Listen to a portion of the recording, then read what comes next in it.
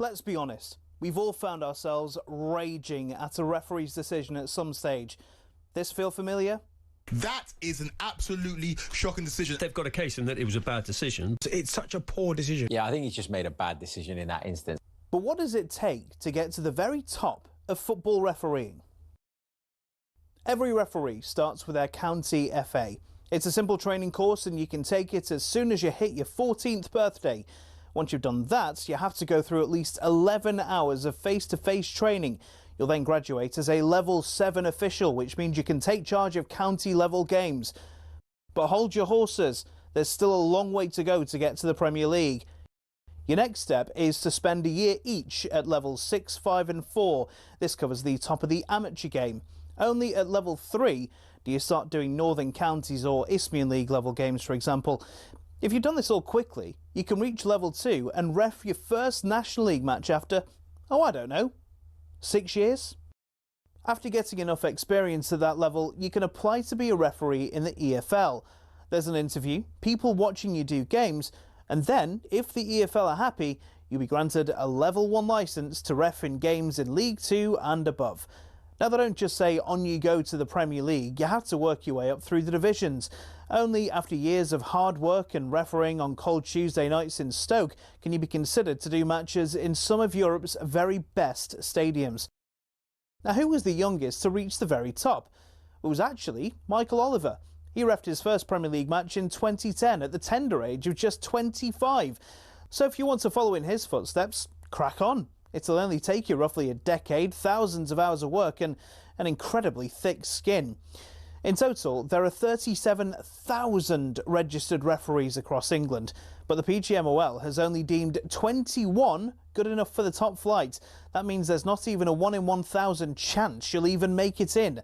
Obviously, referees can make mistakes, but when you think about it, having a go at them is kind of like slating a brain surgeon.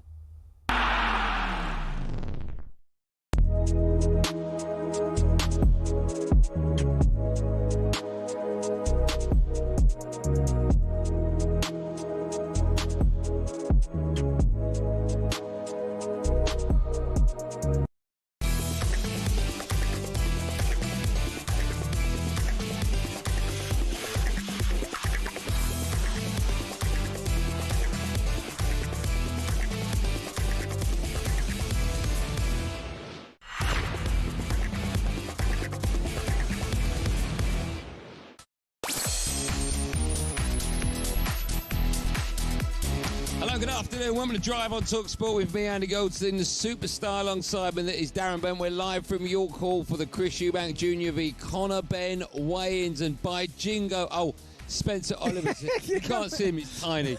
Spencer Oliver's here as well. By jingo, we've got a show for you today. We'll be looking back on another successful night for Thomas Tuchel's England as they win again without conceding in a World Cup qualifying match.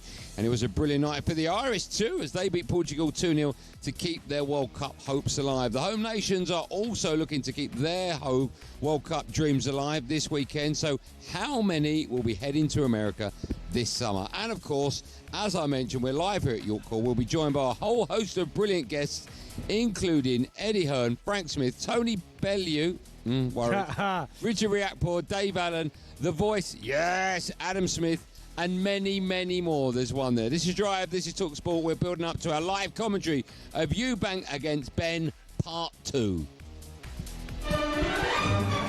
If your hand never touches me again, you won't get it back. I'm going to hit him round the face with an egg. His own team don't even like him. You lot are in for a treat. Ladies and gentlemen, let's get ready to rumble! He's here! Big uppercut there, and a hook from Eubank as well. Conor Benn's a good mate of mine. I want to see him knock him out cold tonight. And away they go again, and they're throwing huge numbers of punches. Lick him up, lick him up, lick him. That was one of the greatest fights I've seen in a British ring for a long, long time. Go for the rematch for the excitement, the history, and the big payday. The procedure will be parliamentary. You guys will see. Yeah, November 15th.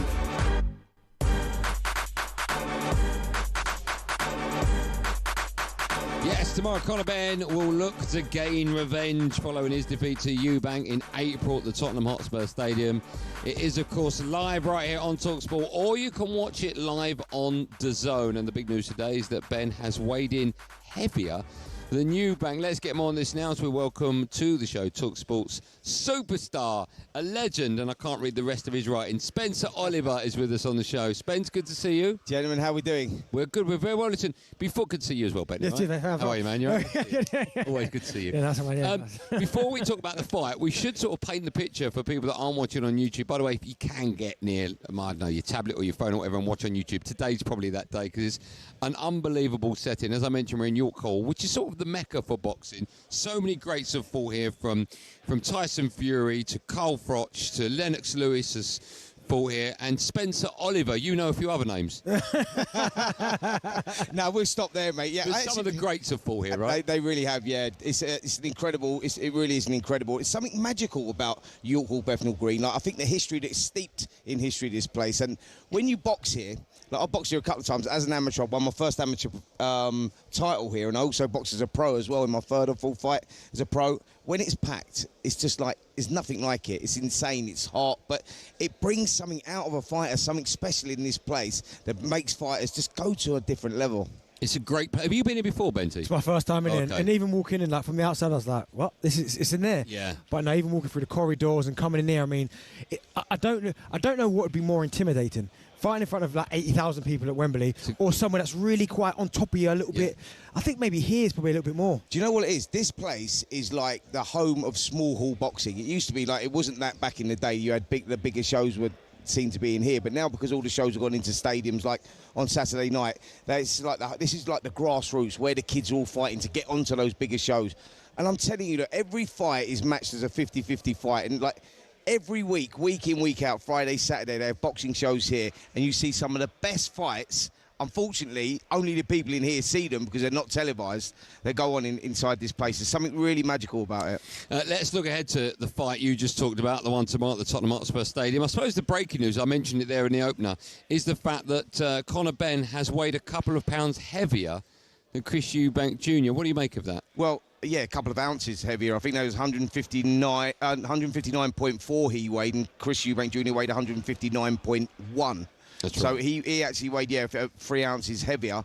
I was surprised by that, if I'm honest. But what it did tell me is that Chris Eubank Jr. this time has got the weight right, and I think that is part of the team that he is now with. He was with Jonathan Banks before. He's now with Brian McIntyre, Bomac, the guy that was instrumental in Terence Crawford beating Canelo Alvarez. And, he comes up with a brilliant game plan. They have a whole team around them, like, nutritionists, dietitians, all of that stuff.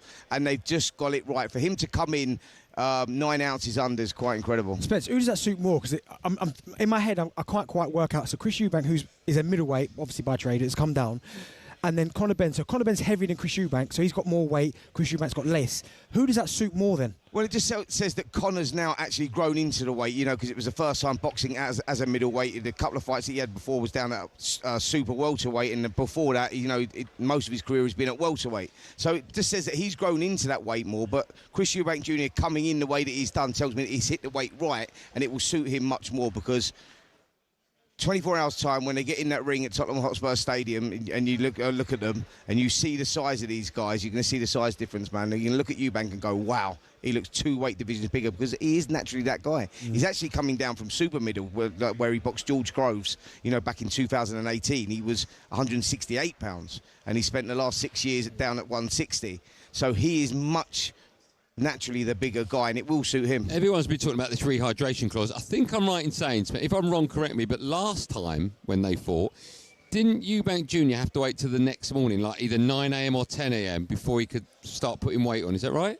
No, the 10 pounds. They're allowed to. The rehydration clause is 10 pounds. You can't come in over 10 pounds. Okay, so when's that next weigh-in? Tomorrow morning. Okay. I think that happens tomorrow morning around 9 o'clock. Okay. So from now till then, he can't be 10 pounds heavier. Okay, but that won't be a problem. I know people sitting at home thinking, well, he's not going to put 10 pounds on. But because they're so dehydrated now, even taking a glass of water or having a ham sandwich or whatever, you're going to put weight on instantly, aren't you? It's all fluid. I don't know if you've seen Chris Eubank Jr. in the way that he gets the weight off. He drops it very much last minute. So he strips down, puts sweatsuits on. He was doing it today.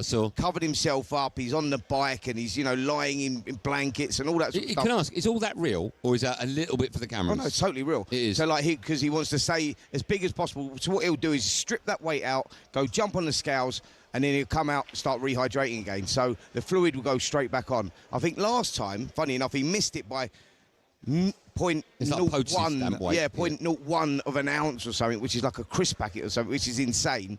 But when they had the rehydration clause in place as well, so the next morning they can be 10 pounds heavier, he was only 8 pounds heavier, so he's still 2 pounds under. It was just the fact that he missed the weight. It was just unfortunate he missed the weight, and it cost him 500 grand. Well, 500 grand, nice. A new Rolls Royce, though. That's exactly what he bought, yeah. Let me ask you, Spencer, because listen, both these guys, the first fight was unbelievable. I watched it again the other day, and I almost forgot how brutal it was. A defeat to either man. Which one does it hurt? I know defeats are not great, but it's not the end of the world. But which one do you think it hurts more? I think Chris Eubank Jr., because he's 36, and you go, where's he going to go from there? If he loses this fight, where is the ambition going to come from? Because he's going to have to try and work his way back up into title contention again. And I just don't think that he'll have the time or the ambition or the appetite for that. So I think for Chris Eubank Jr., it's a must-win fight. For Conor Benn, he loses and he says, well, I'm dropping back down to 147.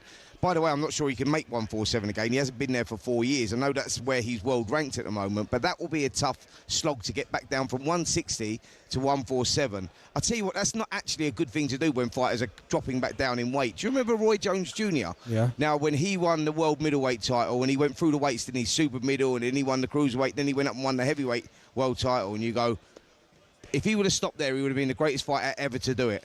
And then he dropped back down to light heavyweight, and it all went wrong. Yeah. He was never the same fighter again. So, for Conor, I think that probably after this fight, win, lose or draw, maybe consider looking at boxing at 154 pounds as opposed to dropping down to 147. Let's talk about the press conference from yesterday. I was watching Eddie Hearn. I didn't know if it was the press conference or Love Actually I was watching. What did you make of it all? It's great that there's so much one-upmanship, isn't it? I thought it was genius because we've seen the first couple of press conferences and Chris Eubank Jr. will not let Eddie Hearn speak. That is facts.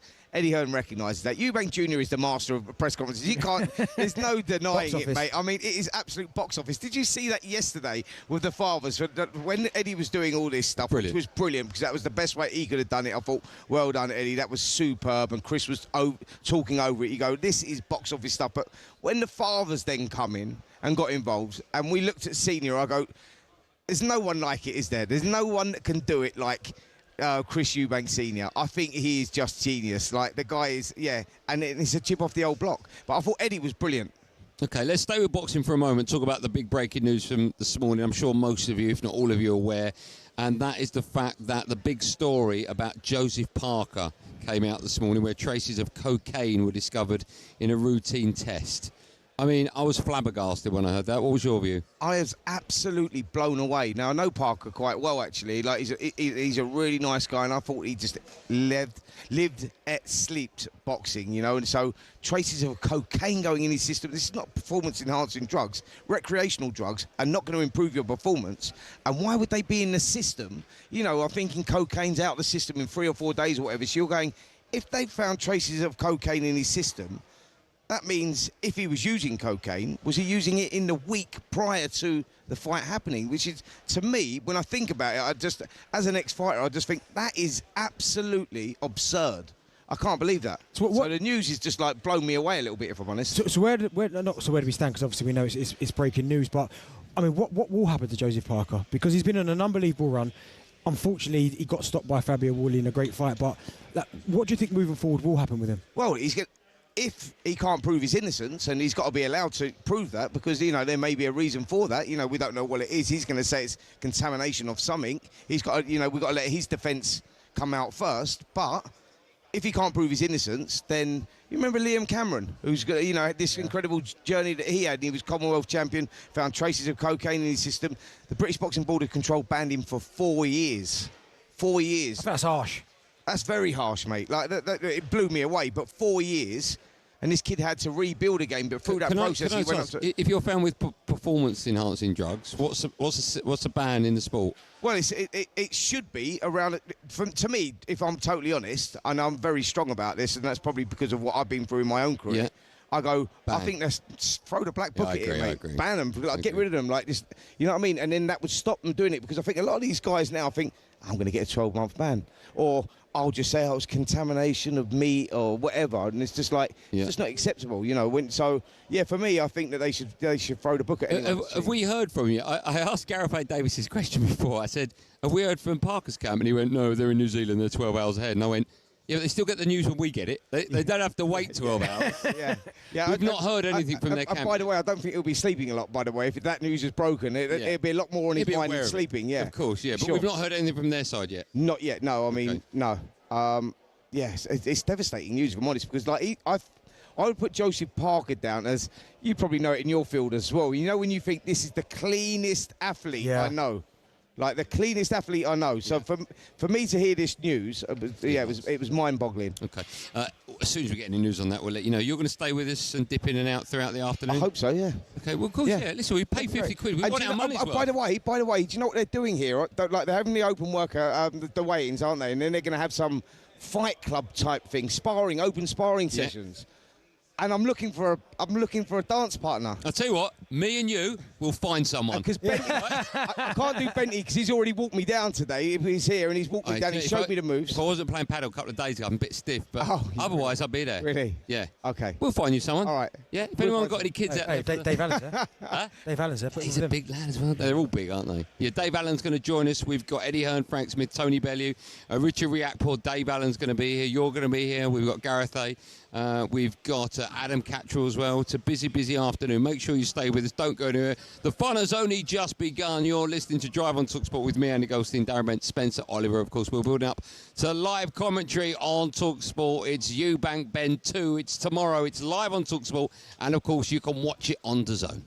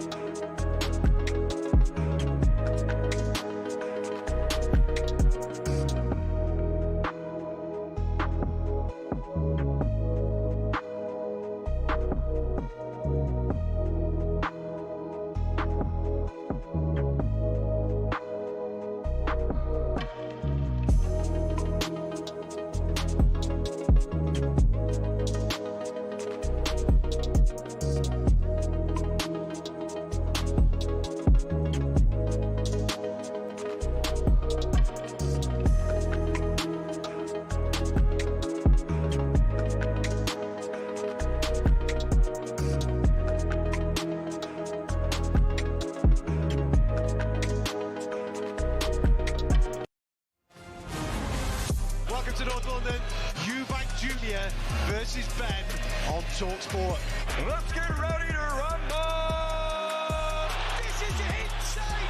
Never seen anything like this! The winner by unanimous decision, Chris Eubank!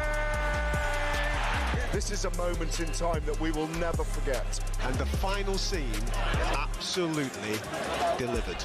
We'll catch you next time.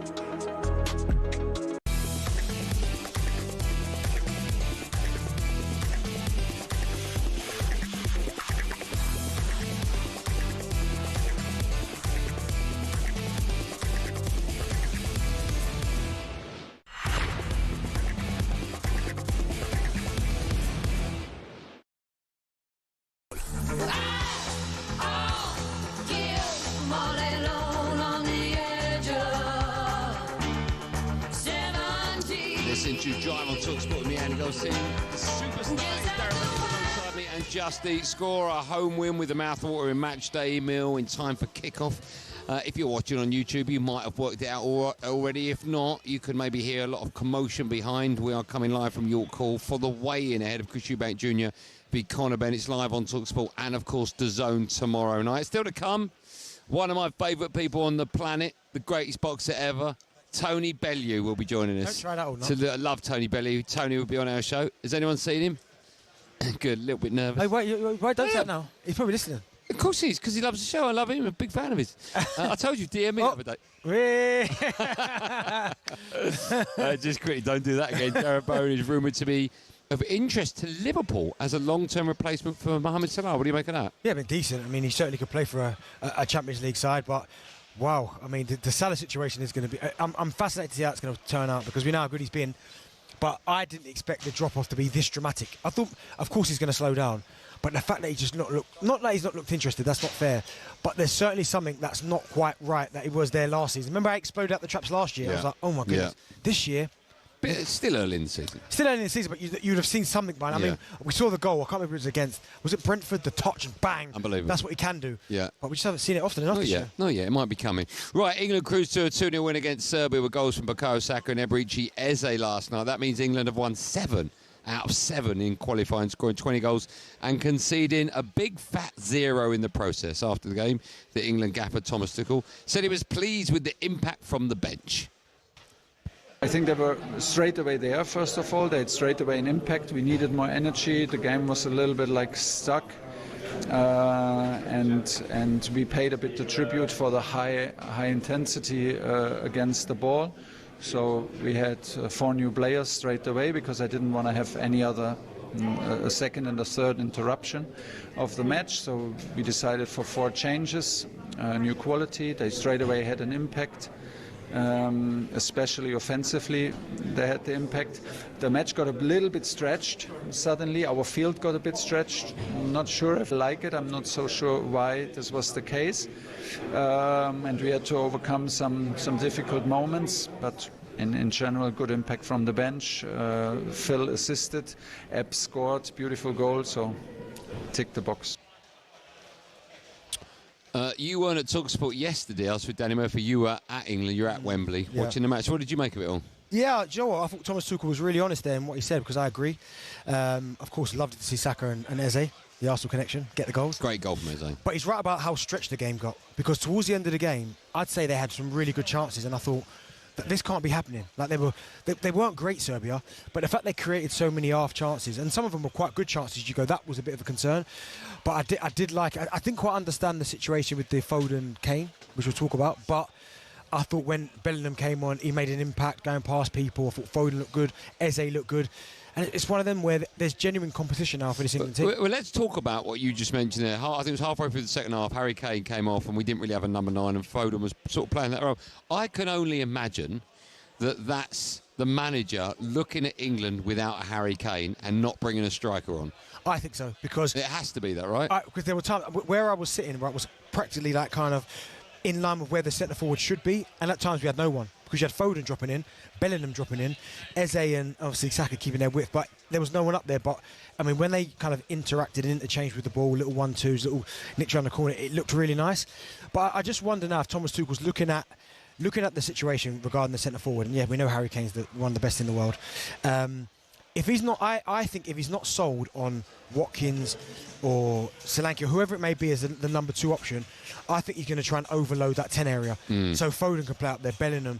You've got Palmer to come back. Who else was in the squad? Madueke to come back. Yeah. And you've got players like Grealish aren't even in the squad. Right, so I can see him maybe overloading that area. So you've got Rashford can play there, and that frees up another spot, although I like Gordon in that position as well. So I do think it looked nice. It looked a bit bizarre with no centre forward, but I like the possession-based stuff when we got the ball and the little 1-2s and the intelligence it showed Eze linking with Foden with Bellingham and Saka. I like that 4. Yeah, do you think a player like Eberechi Eze can play his way into the starting 11 or not? Do you think he's got his first 11 pick, Thomas Tuchel? I mean, there's no reason why not, but it's going to be incredibly hard, and that's why I think the job Thomas Tuchel's got is it must be a blessing and a curse at the same time, because you've got so much talent to pick from, but for every one player that he puts in, everyone else is going to say, why is he not in?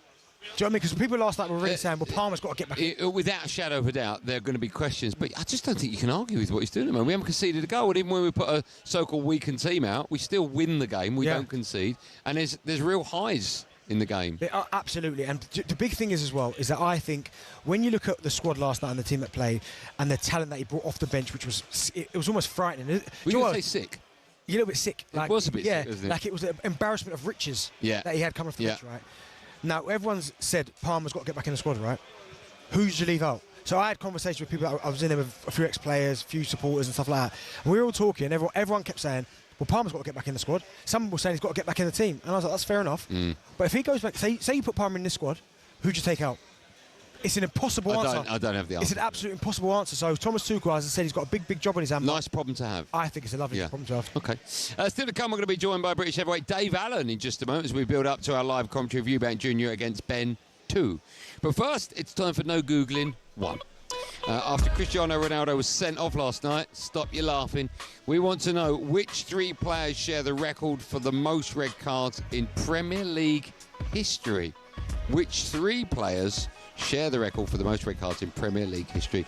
The answer to that and a whole host of huge big boxing names, including Eddie Hearn will be joining us, Richard Riakporhe, Tony Bellew, and when we come back, Dave Allen will be our guest live on Drive on talkSPORT. See you in a second.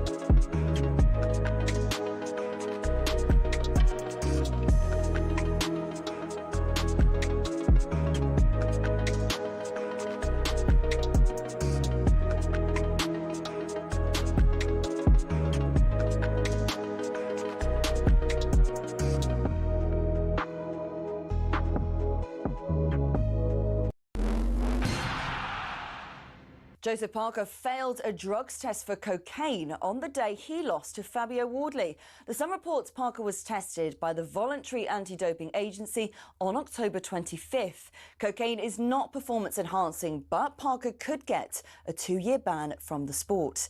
Elsewhere today, Thomas Tuchel says England's big players have no option other than to buy into his team ethos. Bellingham, Foden, Eze and Henderson all came off the bench in the 2-0 win over Serbia after Bukayo Saka opened the scoring. The subs that came on today did really well. Obviously, Ebbs got the goal, Phil set it up, Jude and Hendo ran the midfield really well, so they definitely gave us that extra energy and helped us get the second goal, so we're happy with them. Albania versus England is live on talkSPORT this Sunday afternoon. Now, maybe the dentist from Iceland got through to the referee when he said make sure you stand up to CR7. Republic of Ireland manager Jaime Hallgrimsson has called Ronaldo's red card a moment of silliness. In Portugal, he was not only controlling the referee, he was controlling the whole stadium, so all the fans supported his actions and the referee just kind of played along. And FIFA have hiked up the price of dozens of World Cup tickets for the second phase of sales. The cost has already been described by fan groups as unacceptable. Now, under FIFA's dynamic pricing model, group games in Canada and Mexico have reportedly gone up another 25%.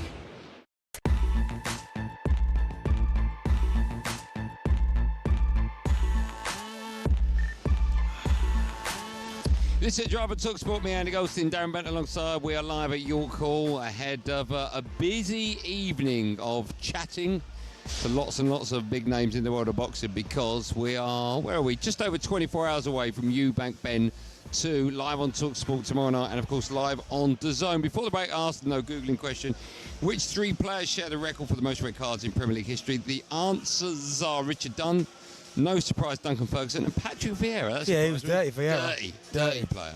8 red cards each. Right, still to come, Chairman of Matchroom Sport Eddie Hearn and Matchroom CEO Frank Smith, or Smudger to his mates, will be joining us. But now, this Saturday, Chris Eubank Jr. and Conor Benn, they meet again in a highly anticipated rematch. So let's take a look ahead to the big fight now with our friends at DAZN. Big fight preview, Eubank Jr. versus Benn 2 on talkSPORT with DAZN. Watch the unmissable rematch live this Saturday, only on DAZN. Yes, and we're joined now by British heavyweight boxer Dave Allen to look ahead to the fight. How are you, Dave? I'm very well, thank you. Yeah, it's nice to be here. I was actually a big fan of you as a footballer. Oh, thank you very much. Appreciate it. Thank you. You're very welcome. How big is he, by the way? Honestly, I can't get my head about how big he is. Darren was 6 foot. I was 6 foot. Oh, man, I'm 6 foot now. You know the difference between you two is when I stand next to Spencer Oliver.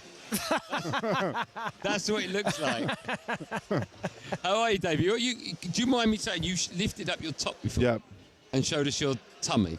It's genetics. That's just genetics. Okay. Yeah, I've always been that way. Even as a little kid, I had a belly as a child. Right. Yeah. I mean, you look like a big unit. If you don't, like massive. You know, yeah. I'm a big man. I'm taller than in pictures because I'm so thick. Yeah. You know, like I know you mean. People are thick. I'm like, I look very short when. But he's a big guy, isn't he? He's bigger than you. What's going on? It's like, you know what it is? It's like the Russian dolls.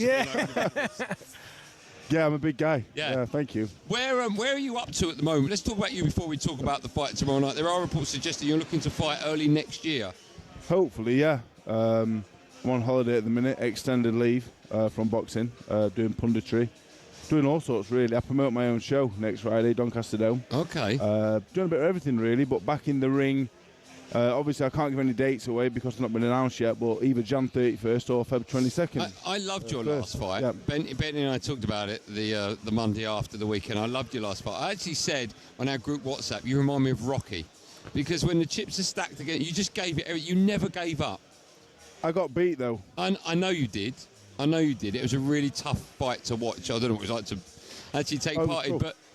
To use a football analogy... Yeah. I would say I am Blackburn Rovers. What, Blackburn Rovers now? Yeah, not 95. Okay. Not 1995 Blackburn. And I came up against like a Burnley. Okay. And I put up a good effort, FA Cup third round. And I tried, but I came up a bit short. And that's okay as well. Of course it's okay. It's okay to lose sometimes. Do you think if you'd have had that fight again, because you're right, I mean, watching it, obviously we're us at talkSPORT willing you on to get to him. Do you think if you have that fight again, you get the better of him, or do you think he is a very good boxer? Or is he a little bit underrated?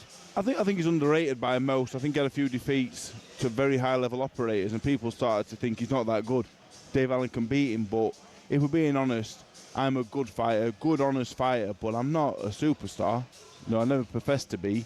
And maybe I got beat by the better man. I think I could have done better, definitely. I think I was poor by what I would say are my own standards. I think I'm a good fighter. I didn't perform to them standards. I'd love another crack at him. I just like to fight, really. That's what I enjoy doing. I enjoy boxing, and as long as I continue to enjoy it, I'll continue to do it. Last question about you, then we'll talk about the fight tomorrow night. If you could have anyone next, who would you go for, realistically? If I could pick any fight, realistically? Realistically. Do I have to be realistic? No, do what you want. I would pick Anthony Joshua. Okay. I still think he's the biggest name in British boxing. You were quite vocal about, I think was it yesterday when the fight was announced or supposedly announced against Jake Paul. Yeah, you were quite vocal about that. Yeah, it shouldn't happen. I don't think. You said it ruins his legacy, right? I think a little bit. I think Anthony Joshua, he carried British boxing on his back. It wouldn't be. I'm not sure even this would be happening without him. He took boxing back to the stadiums. Like, he's been massive. He's an amazing fighter. I just think boxing a YouTuber who couldn't beat Tommy Fury, what's the point? It's dangerous. I know there's money on that, but, I mean, it's dangerous. Realistically as well, Dave, and I was saying to Andy, when he fought Ngannou, and Ngannou's got a big UFC background, was heavyweight champion of the world. Realistically, from you, if this happens and AJ is going to perform the way that we expect AJ to perform, how long should the fight last? 30 seconds. I was thinking about it because people kept saying to me, it's £50 million, it's this and that. I just think, as I'm paying public, I'm a fan of this. So I'm a boxing fan first and foremost. Jake Paul, Anthony Joshua. Is it a boxing match? Is Joshua allowed to knock him out? If he is, do I want to pay 20, 25 quid for a 30-second fight? Do I want to pay for an exhibition? Answer to both of them things are no. No interest. So I want to know, if it happens, fair enough, let it happen. If they want to put that on pay-per-view and tell people, look, this is a real fight. A lot of people will tune in and pay to watch Paul get sparked out because he will quick time. But a lot of people, if it's an exhibition, I'm not paying for that. No. Why do I want to watch them two spar for 10 rounds? What's the point? So as long as we know what it is, I can then make my decision based on if I want to pay for it or not. I just want to know what it is. Is it an exhibition? Is it a fight? If it's a fight, Josh will knock him out in 30 seconds. If it's an exhibition, great for them. I ain't paying for it. Yeah. Okay. Great answer. Right, let's get your part of our commentary team tomorrow night. You excited about that? Very excited. Yeah, I did Usyk Dubois at Wembley. Did you play at Wembley? Yeah, I did, yeah. Amazing. Hold on, this one? Or the old one? Mate, how old do you think I am? You're just going a bit grey. Yeah, this one. Yeah. It's just amazing. Couldn't believe it. Like, the Spurs ground's a little bit smaller, but not too much. The atmosphere was incredible. I think the undercard for this fight is very, very, very good. You know, I'm looking forward to it, yeah. Okay. What are you thinking about this fight then? Because we spoke to so many different people about it, obviously being fight week, and most people we've spoke to are leaning towards Chris Eubank Jr. because he's a bigger man, more experienced now. He's more natural at that weight. What do you think? Yeah, I go along with that, but the first fight could have took a lot away from him, could have took a lot out of him at that age. I'm 33, he's older than me, and that was a harder fight than I've ever had. So it can take a lot away from you, your hunger. But he's gone back with Belmac. He's away from home again. He just had twins, hasn't he? Yeah. But he's doing a camp in America, 10, 12, 15-week camp. He's having to make the weight again. That's so hard for him to do. So you know he's hungry. I think he's too big, and too good for Conor Benn. Conor Benn's a good fighter. He hasn't proven nothing to me to suggest he's any better than that either. Do you want the third fight? No, I don't even want the second one. You don't want this fight tomorrow night? I mean, I want it because I want to go Spurs ground and be involved in the atmosphere. But in terms of the fight... But why not, Dave? I'll tell you why I asked, right? The first fight was one of the best fights I've ever seen, right? I was lucky enough to be there. If I watched it at home, I'd have exactly the same opinion. I thought it was unbelievable. So I'm thinking, I've got another go at this. This is going to be great. It will be a great fight again, I think, because I think Conor Benn's going to try so hard. I think he might come up a little bit short, but he's going to try every time. Eubank, after this, he has to go and try and win a middleweight world title. That's But why don't you want this fight? No, this fight's fair enough, the second one. The first one was that good. I think they deserved the second one. That's fair enough. They don't want a third one. They've both got world title ambitions. It's like Joshua Jake Paul. Joshua wants to become a three-time heavyweight champion of the world to emulate Muhammad Ali and Evander Holyfield. Eubank surely must want to be world champion, but right? It's tough because you've got to balance up ambition against money, right? And if you're getting paid, I don't know what these guys, I can guess at round about 10 million each is my guess, I don't know, but I'm hearing rumours it's there or thereabouts. If someone's offering you another 10 million or chase a world title, you might get beat up, you might not win it, or have another, I mean, it's tough, right? Well, compared to these guys, I'm pretty poor, so it's easy for me to say, you know what? We're all pretty poor, Dave compared. Well, I'm not sure. But for me personally, as a guy that's relatively not getting any money, I'm picking glory. I want glory. I boxed Magomedov last time for decent money, good money for me, but nowhere near the numbers he's talking about. For me, boxing's about glory. It's about being a champion. That's what it's all about. The fight side will be great. Not that I don't want to see this fight, but do this, get the job done. It's over. Move on and go and win a world title. Conor Benn's going to be world champion at welterweight, isn't he? Go and win it then. Go and win a world title at welterweight. That's more important for me than this. Which one do you think then, Dave, out of the two? Because I'm kind of with you, and I can see both sides, because I was always like, after the first fight, the storylines, like Eubank Senior turned up last minute, you're not going to be able to rewrite any of that. It was all unbelievable. So I thought they'd maybe go on their own path and they could always come back to this. But out of the two fighters then, if they decide to part ways after this fight, which one do you see winning the world title first, or do you think neither or both? What do you think? I would say none of them, really. Eubank is too old. He won an IBO world title, which takes some doing. I don't think I could win one, so fair enough. A lot better than me, fair enough. But I think he's too old. Who's he beating? Is he beating Janabek? No. Adamez? No. He's like, I don't know. He's not what he was, and he wasn't quite at the very top. Conor Benn at 147. He beat Algeria, who was about 40. Beat Granados, Vargas, who was okay. You know, okay. Like me, my level, okay, we're all right. But you need a lot more than that. But at 147, Barrios is a champion. You'd say a weak champion, still a very good fighter. Crocker, you would say, not a great champion, still a very good fighter. Can he beat them? Maybe. I don't know. He can be a world title holder, but will he be a world-class fighter? In my opinion, I don't think he is. Tell me how the fight's going to end tomorrow. What's going to happen? I think Eubank will win. I think he'll win on points. A stoppage wouldn't surprise me. I think Conor Benn, he's such a tenacious fighter. He's going to really have a go, and he can leave gaps open. I think Eubank is getting older. I don't think he's getting any better. But going back with Bomac, I think will bring improvement. And I think he really underestimated Benn the first time as well. I really think he did. I think we'll see a better Eubank, even though I think he is on the slide overall. Yeah. I think he'd be so much better than the last time. Thanks for joining us. We're big fans of yours, and we're very excited you're on our commentary team. Thank you. Thank you very much. Good to meet you, Dave. Thanks for that. That was a look ahead to Eubank Jr. against Benn 2 with our friends at DAZN. Watch the unmissable rematch live from the Tottenham Hotspur Stadium this Saturday night. That's tomorrow, live only on DAZN. Big fight preview, Eubank Jr. versus Benn 2 on talkSPORT with DAZN. Watch the unmissable rematch live this Saturday, only on DAZN. We're going to have a quick break. No one's talking to us. It'd be nice to be told. We're going to have a quick break. We'll see you right after this, live on Drive on talkSPORT.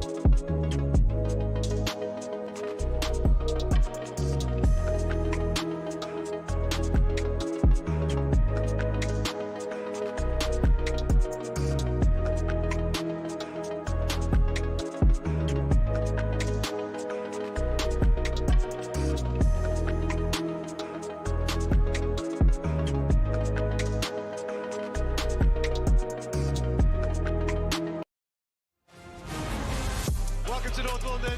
Eubank Jr. versus Benn on talkSPORT. Let's get ready to rumble! This is insane! Never seen anything like this! The winner by unanimous decision, Chris Eubank! This is a moment in time that we will never forget. And the final scene absolutely delivered. We'll catch you next time.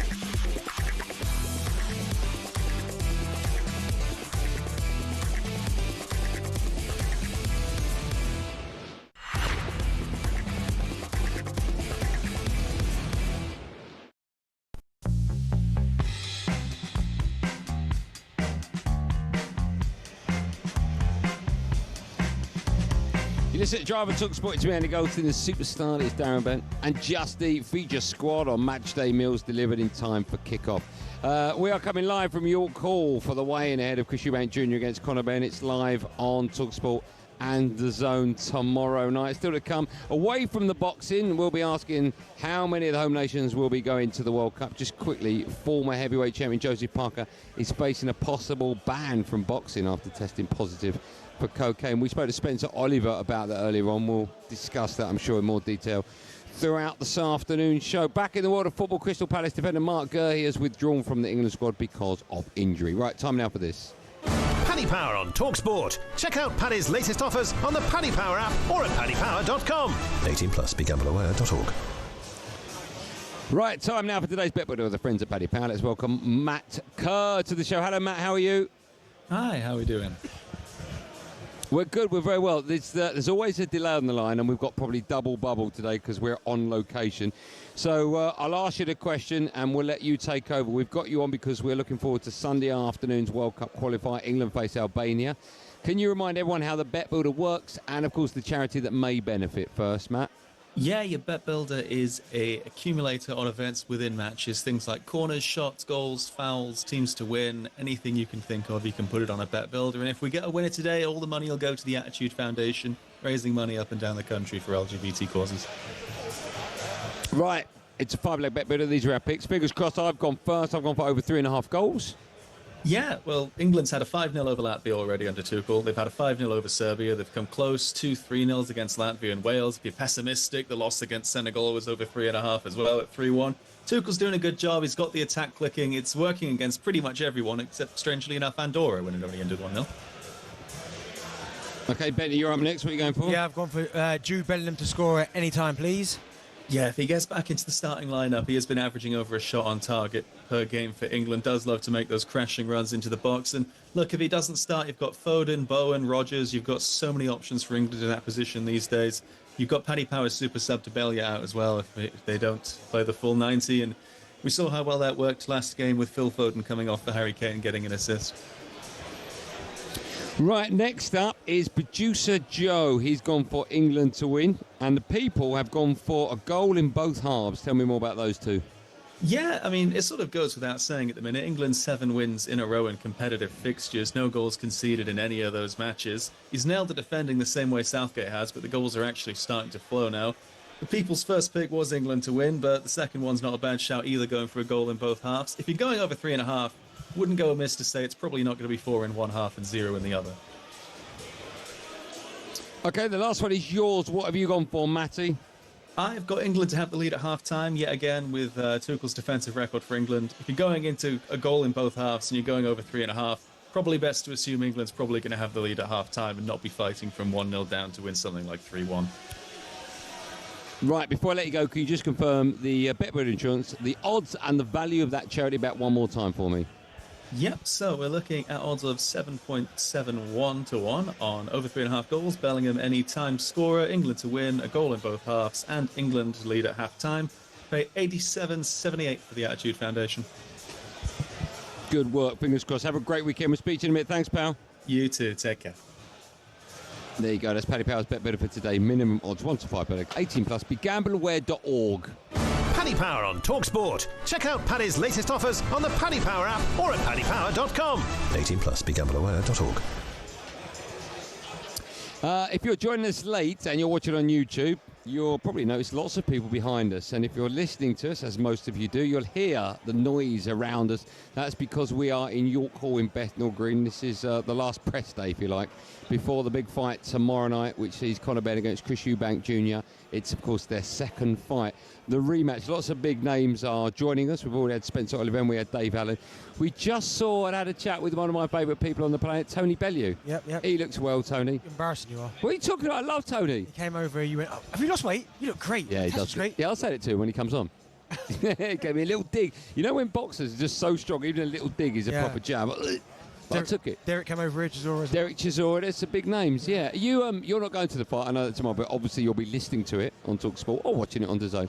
But either way, I don't think you and I have had a little brief chat about it. How do you see it going? Because usually when you build up to a major fight, sometimes your mind changes as to who's going to win. I know your team Eubank and I'm team, but I know that. But you know, obviously, the reasons as to why. Yeah, that's fine. But have you thought at all in the build-up that maybe you might have got it wrong, or are you even more confident than you were before? I'm so much more confident, and even on the old boxing ability, I'm not. This is strictly family business. That's all it comes down to. Because I actually really like Conor Benn. We've spoken to Conor Benn a few times. Yeah. Seems like a lovely kid. We've probably had more interaction with him than we have with Chris Eubank Jr. Totally, yeah. Right, and he's always seemed like a really nice kid. So I almost feel bad that I almost was, unfortunately, his father's nemesis, which was Chris Eubank Jr. But Chris Eubank Sr. I still think that I think that Chris Eubank will win, just because he's the bigger man. I think when you've been in the ring with someone, you've got the victory over them the first time. I'm not saying it's easier the second time, but you know what to expect, because I almost feel like Conor Benn threw everything at him, and he hurt him a couple of times, but he didn't stop him.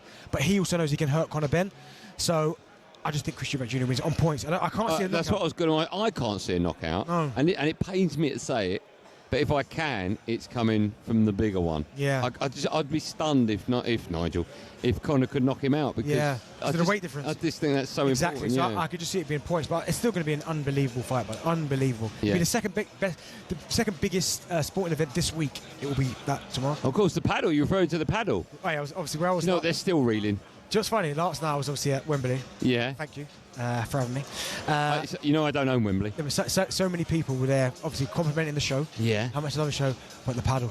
Paddle's killed them. We're so happy that we won. You know, Gabby and Jamie both separately have texted me saying, let's have a rematch. It's like, there's no point. And listen, if they want a rematch, we'll give them one, obviously. There's no point. It's first round, we've done them. Get out of the way. We are now. I mean, you could argue that Drive beat Breakfast. Because Gabby, of course, co-hosts it, and Jamie's done it many times. So Drive 1-0 up against Breakfast. I mean, if they desperately want it again, we'll do it again.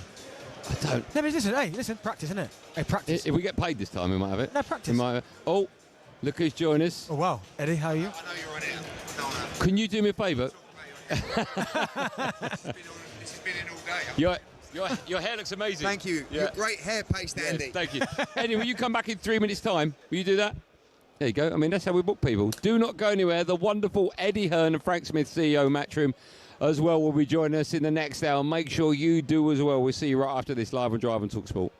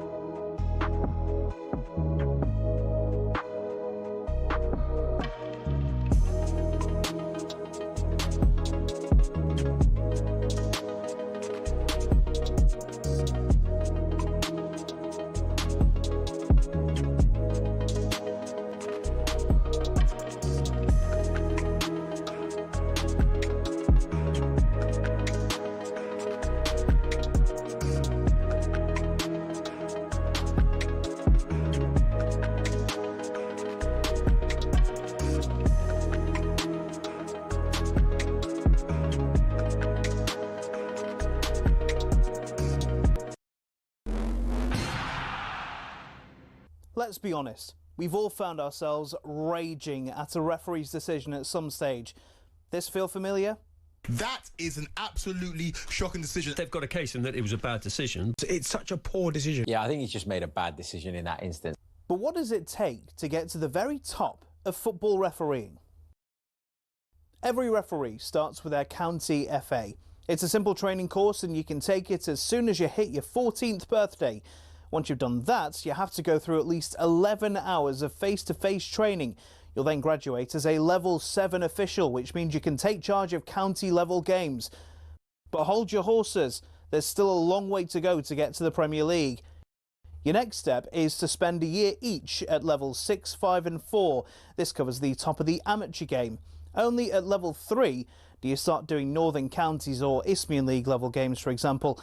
If you've done this all quickly, you can reach Level 2 and ref your first National League match after, I don't know, 6 years? After getting enough experience at that level, you can apply to be a referee in the EFL.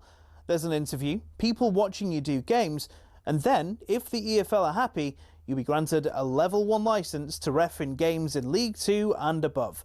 Now, they don't just say on you go to the Premier League, you have to work your way up through the divisions. Only after years of hard work and refereeing on cold Tuesday nights in Stoke can you be considered to do matches in some of Europe's very best stadiums. Now, who was the youngest to reach the very top? It was actually Michael Oliver. He reffed his first Premier League match in 2010 at the tender age of just 25. So if you want to follow in his footsteps, crack on. It'll only take you roughly a decade, thousands of hours of work and an incredibly thick skin. In total, there are 37,000 registered referees across England, but the PGMOL has only deemed 21 good enough for the top flight.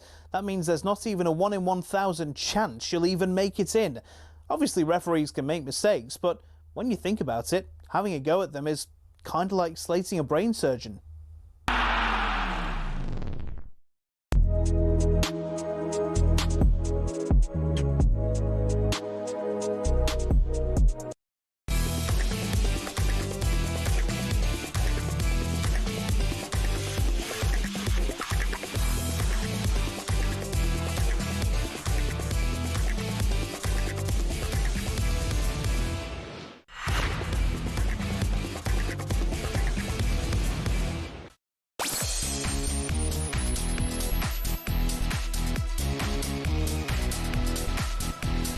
Welcome back to our number 2 drive on talkSPORT with me, Andy Goldstein, the superstar that is Darren Bent. We are coming live from York Hall for the weigh-in ahead of Chris Eubank Jr. against Conor Benn. It's live on talkSPORT and, of course, DAZN tomorrow night. And a reminder that rematch between Eubank Jr. and Benn finally takes place tomorrow, as I mentioned.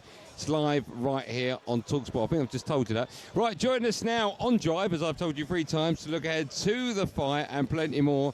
Is a couple of Netflix superstars. It's a man with the second best hairstyle in here, chairman of Matchroom Sport, Eddie Hearn, and of course Matchroom Boxing CEO and brother-in-law to Chris Eubank Jr.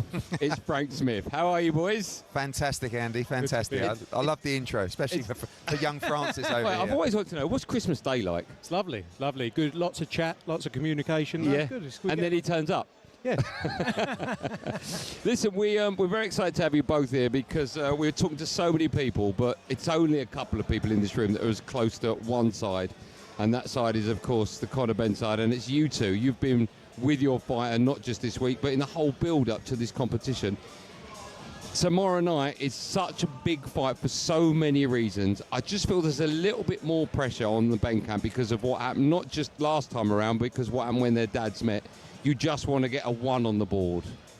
How difficult is it going to be for your boy tomorrow night to change and rewrite a little bit of history, Eddie? Well, I think he's up against it. You know, I know the narrative of Eubank making weight, you know, bringing himself down to this weight, which is actually his natural weight. He made it very well today. I was in the room when he weighed in. It was a different kind of environment to last time. It was a big struggle last time. He came in a pound under today, which might not sound like a lot, but when you're struggling at the weight, that is a lot to come under. He looks in great shape. I think the first fight really taught him, one, I say how good, because I think Conor wasn't good in the first fight, but how tough Conor is, how tenacious he is, how much heart he has. The key there was the first bit. Conor really wasn't very good in the first fight. Like, Don't get me wrong, we loved it. He was so brave. He caught everyone's hearts and imaginations. But technically, he's a million times better than that. So on a really bad performance last time, it was a very close fight. If he can show the levels that he possesses and just stay calm, which he's done all week and he's done really, really well, I think he's got a great shot. We also don't know just how much that last fight took out of both men, but particularly the older man in Eubank, 6 or 7 years older than Conor Benn. You know, he's definitely coming to the end of his career. I know, you know, everybody knows that people around him would rather perhaps that he packed it in after that fight. But he's a stubborn man. He's a very tough man. He loves a pound note. He's running it back. And he won't just quit in there. No matter how tough it gets. Eubank is a very, very tough kid. He's a stubborn man. But so is Conor Benn. But rather than just show toughness tomorrow night, we've got to show a bit more quality. And if we do that, I believe we get a late stoppage or a points victory. Well, Frank, that's what I was going to ask you, because the chaos before the first fight, and as Eddie was saying there, maybe kind of didn't help Conor in the fight because he maybe got too emotional, tried to just take his head off at every occasion. But for this fight here, with the build-up seems a lot calmer. Do you think that's why we'll see a better Conor Benn than we did in the first time, because the preparation has been quite kind of gone under the radar a little bit? Yeah, I think also it takes the anger away from him. It takes up a lot, you know, that took up a lot of his energy for the first fight. And it was also the pressure of not just 3-month build-up. This was over 3 years of build-up for this fight that got to the first one coming round. Obviously, it was supposed to happen in October 2022. Didn't happen until April 2025, you know. And it was all of that build-up that ended up with that tension with that fight. And Conor had a lot of pressure on him, and he'd never experienced a fight or of that magnitude, an event of that magnitude. And I think the experience is going to play a key part in this fight going into it. Look, they're both going to be better this time around. They're both going to improve. They both know what they're going to bring, and it's going to be a brilliant fight. Eddie, I feel there's a lot of hatred from both sides going into this one. I sort of feel that's gone away a little bit, certainly from the dad's perspective. I saw them hugging on stage yesterday.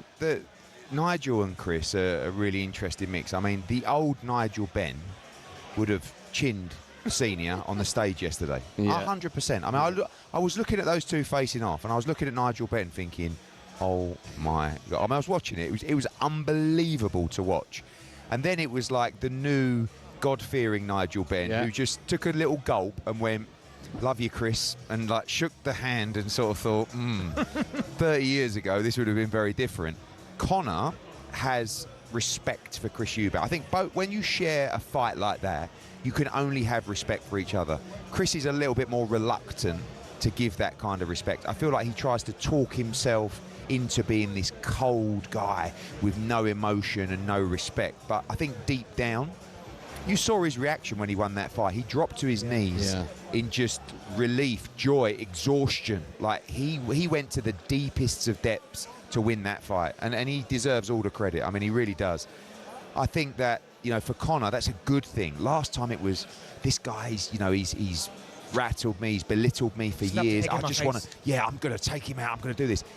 There were times in the last fight at this moment that Conor's team was saying to me, if you get a chance, could you just have a little word with him? Like, you know, we just got to keep him calm. He is very nervous. Like, don't forget, walking out in front of 70,000 at Spurs in a fight like that after everything that had happened, you know, he did a good job to go in and put a performance together like that. But there was no composure, and this time there will be. He's been cool. He's matured so much through that experience, and that I think will put him in great stead. Frank, let me ask you, just talk us through tomorrow. What happens from your perspective, you and Eddie, and of course Conor? You wake up in the morning, are you all together? You in the hotel? You meet up separately? What happens tomorrow? All separately. Eddie wakes up, he turns up at the venue about 5 o'clock. He has a nice easy morning. Got to put my Goldstein's hair paste on. Golden paste. I've got Goldstein's golden paste. Are you running low? Are you running low? You're getting paid for it. You do hair dye as well. You could do with a bit or a thickening paste. For what one? Yeah, exactly. Slowly going backwards, this Barnett as well. He gives me all the stick. Look, I'm noticing. We've got a 5K run at 8:30 tomorrow morning in Victoria Park. Come down there. Everybody welcome. So, everyone's welcome. Is that a new thing you do? We do it every Saturday before every show. Yeah, Matchroom. I know Emily does Matchroom Everlast Fight Day 5K. Okay. It's amazing. We'll have about 800 runners tomorrow at Victoria Park. So 8:30, 9 o'clock start. Yeah. So be there. I assume Conor won't be there. No. Okay. He will be though. I'll be there. I'll be there. You'll be there, won't you? What's that? You breaking up? What? You'll be there. Darren's coming. Oh, yeah? Yeah. Victoria Park Day? He never turns up for anything unless it's the opening of an envelope. Don't forget as well, sorry to interrupt, we have the rehydration tomorrow. We have the weigh-in. Second day weigh-in. Yeah, what time is that? Is that 9 or 10? It's from 8 a.m. onwards. That's a bit early for me. Oh, right, okay. Yeah, he won't be there either. Frank can text me, everything's all right. We'll get to the venue about 10, 11 o'clock. Set it, continue. Well, you'll get to Spurs tomorrow. About I will, yeah. Okay. Like I say, he'll get there a bit later. Yeah. But he's the star, he's the talent, I do the work. So we'll get there 10, 11 o'clock, finish the setup. Connor doesn't get there till about 7 o'clock, a couple of hours before the fight, before he walks out. So Eddie will probably see Connor during the day. I'll be at the venue finishing the setup, so it's going to be a big night. When will you see Connor tomorrow for the first time? Depends. Maybe during the day for a little walk or a stroll. And, of course, when he turns up at the venue, that's really the moments where, I've got to say, last time, the atmosphere in the changing rooms and him turning up, it was quite edgy. And then when Senior arrived, listen, you can imagine, it was like the whole place went nuts, and Connor's watching in the changing room, Senior turn up with Junior, and it's like it took him 20 minutes, half an hour just to digest that, and this time will be totally different. Like, there's a different energy around the team. We've been there before. He knows the challenge that he's facing. He knows what it's like to fight up at 160. He's been active, and he's just more mature, and he's bigger at the weight. I mean, don't forget, he came in 3 pounds heavier this time. He's just more solid around the trunk and the legs. Actually weighed more than Junior, which was quite funny. Yeah, as a stat. But a totally different vibe this time. Tell us a bit about the undercard. I want to talk to you about AJ, obviously, but tell us about the brilliant undercard. I mean, sometimes with fights of this magnitude, you don't even really talk about the undercard. There's a really good British domestic heavyweight fight, Richard Riakporhe against Tommy Welch. We're going to speak to Richard in a bit. There's been a nice bit of beef in that. Adam Azim, who's a top British star, fighting Kurt Scooby, the American, who's got a lot to say for himself as well. Ishmael Davis, our guy, taking on Sam Gilly. This is another Matchroom Queensbury matchup for the British title.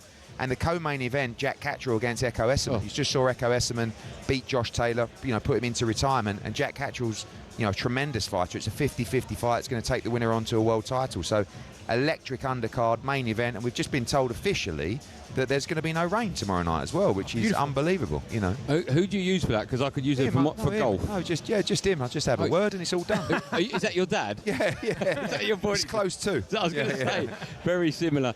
Just a quick word for you. I want to talk AJ, right? I've talked to Eddie quite a bit. I think it's only fair we bring you back in. What's the latest with Joshua and the YouTuber? Where are we at? YouTuber. Look, Eddie has said he's had discussions with Nikisa, but nothing's done. They need a fight for December. They've got a lot of opportunities, a lot of options for him to fight. AJ by far is the biggest fight out there, obviously, for them, but I don't think he's quite mad enough to actually go through with it. If you don't think who's mad enough? Jake Paul.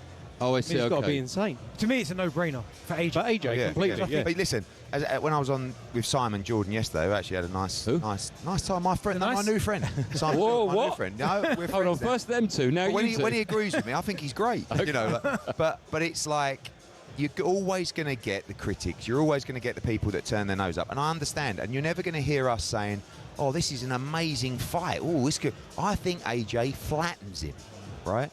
But if you're going to we were going to run out in December in an 8-round fight randomly on an undercard. If we're going to get 50 times the money to do that against Jake Paul, mate, but I'm walking there. I agree with you, but do you totally, by the way, do you think the integrity of boxing could become under the spotlight? I know. I'll tell you why. Because if they do get it on, every single person on this planet knows anything about boxing will say this shouldn't last more than 30 seconds. Yeah. And if it goes into round 2, it's like, well, that's not real. Well, it's definitely real. We're going in there. I know, but it's not right. If Jake Paul lasts more than 3 minutes with AJ, something's not right. No, but that's impossible, Andy, because one, it's a real fight. There's no exhibition here. We don't go into a contest to play around. I've already spoke to AJ about it. I said, what are you going to do? You're going to beat him up over a period of time, or are you just going to knock him spark out? He said, I might do both. He's got bad intent. If you step in the ring with Anthony Joshua, he ain't playing around. It's not like, oh, let's do a few rounds. He's going to go out there with the intention to flatten him. And bad intentions. You see, he talks about no mercy for Jake Paul. It's not a game. Will he get commissioned? Because as you just said there, if AJ hits him, it's good night. What you're looking at here is you're looking at a top 50 or 60 cruiserweight in the world stepping up to heavyweight to fight Anthony Joshua. We were going to fight, actually, the guy that was about 110th in the world, the heavyweight rankings, over 8 rounds that you've never heard of. It's just a run out. Do you know what I mean? These fights happen. Do I think Jake Paul has any chance? No. I think he's going to get flattened, and I think he'll be mad to do it. But what we've said to him is, listen, if you're for real, and you want to do it, we can't turn it down. No, I mean, how can you turn it down? Can't. Even the people, I said, Gareth A. Davis was having a moan, it's his legacy. I said, look, this is not a retirement plan. This is not us bowing out of boxing. This is something to do in December while we wait to take our plans for 2026, which are already in place with Turki Al-Sheikh. Fight in February, then fight Tyson Fury. We want the world heavyweight title. But if we could nick 50 mil in the middle hustle. And a little, just to wrap the hands, which is the exercise that we want, come on. Can I say, you said if we can nick 50 million together. That's an inclusive. Teamwork makes a dream work. I'll tell you what. There's no I in me. If we get a cut of that 50, a big cut of that 50 million, you're getting another free pot of Goldstein's gold. Do you know what? If I make that commission, I might invest a few quid in your paste. It's that good. Okay, that's legally binding, all right? Oh, just a very quick one. I have to get your views on the latest news from the boxing world this morning. We found out Joseph Parker has tested positive for, I think it's cocaine. Where are we at with that? Were you as stunned as the rest of us when you found out, Frank? Yeah, look, obviously we didn't promote the show. It wasn't our event. But I think you have to, like all of these things, you have to let it go through a process. The news came out earlier today. I'm sure that process will play out, and then we'll see where it lands. It's not really one for us to be able to comment on too much, really. Okay, let me ask you then. Do you think if a boxer has a substance of a recreational drug, it should be more or less or the same if he's found with a PED? So the rules are very clear. The WADA list, which is the list that drug testing agencies will refer to when you're talking about substances, carry different meanings and categories. So this substance, which is classed as a recreational substance, you have in competition and out of competition testing under the rules of WADA. In competition is on the day of the fight. If you take this specific substance out of competition and fail a test, UCAD, who will be the ruling body here, actually don't find you guilty or fine you of anything. If you do it in competition, which is on the day of the fight, you will receive a ban. And that's obviously the issue here. Now, how long that's been in his system, again, I love Joseph Parker. I mean, he's a top bloke, so let's give him the opportunity to make his statement and be heard. But the reality is if that test would have been the day before, the actual ruling from the governing body would be it's out of competition, which carries a different penalty. The fact that it was on fight night is actually quite more troubling, I guess, because when was that consumed? I mean, it's a very strange one in terms of the substance, and it's going to need some more scientific debate, really. Last question, a simple answer. Obviously, you're both going to say Benn. How does it end tomorrow? What round? I think Conor Benn, locked in, dialed in with his sharpness of punching, could take him out at any time in this fight. Don't you go back to the second or third round of the first fight, he had him. I mean, he hit him with a left hook, the legs went, but he was, you got to stay calm, you got to land the combinations, you got to be a sharp shooter. But Eubank has a great chin, he's extremely tough. I want to see if he's the same Chris Eubank Jr. that we saw him back in April coming through that 12-round war, because at that age, generally you're not. But it's a 50-50 fight. I just believe Conor Benn will stop him, or even outbox him over 12 rounds. Okay, last word with you, Frank. I want to go home for a Sunday roast. Yeah, so, listen, I am like... bottle it. Well, tell him. I'm scared. Tell him. I'm scared on what both happens sides. Tomorrow night? A spectacular night of boxing. Are you really going to do that? Come on, Frank. What do you want me to do? I want you to tell the world what's going to happen. Why are you putting me on the spot? Don't. Remember happy home life. I want happy home life, and I want... It's going to be a great fight. Who do you want to win? Boxing. Oh my God! I think that's actually a sackable offence. You couldn't sack me. Yeah, true. You know too much. You say what you like, all right? Hey, what a pleasure, Frank. Always a pleasure. Thanks so much, Eddie. Cheers, Thank boys. you, man. Thanks for your time. We're going to have a very quick break. More from me and Benny right after this. More big names coming your way. We're live in York Hall in Bethnal Green ahead of a huge fight. It's tomorrow night. It's the second time these two have met. It's Conor Benn. It's Chris Eubank Jr. It's live on talkSPORT and, of course, DAZN. We'll see you right after this.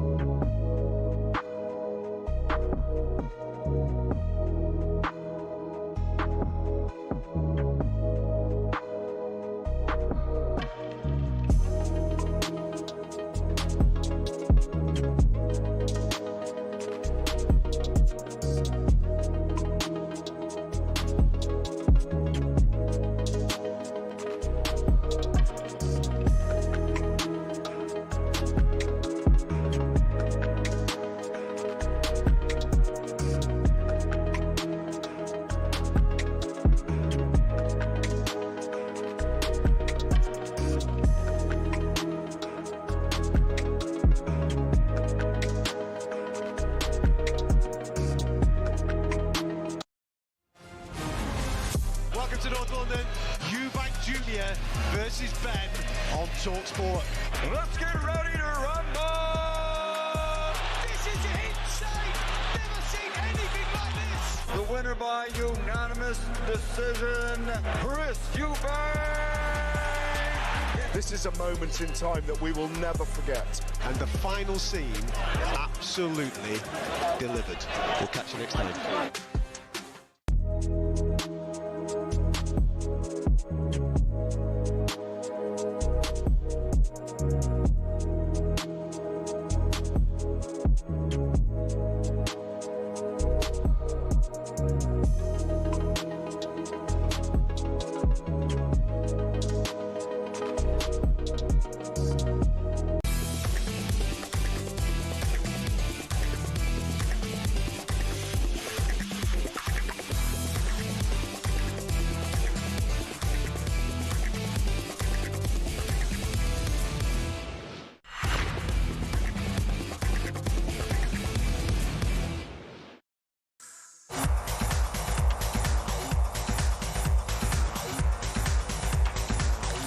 Welcome back, let's get drive on talkSPORT. Me, Andy Goldstein.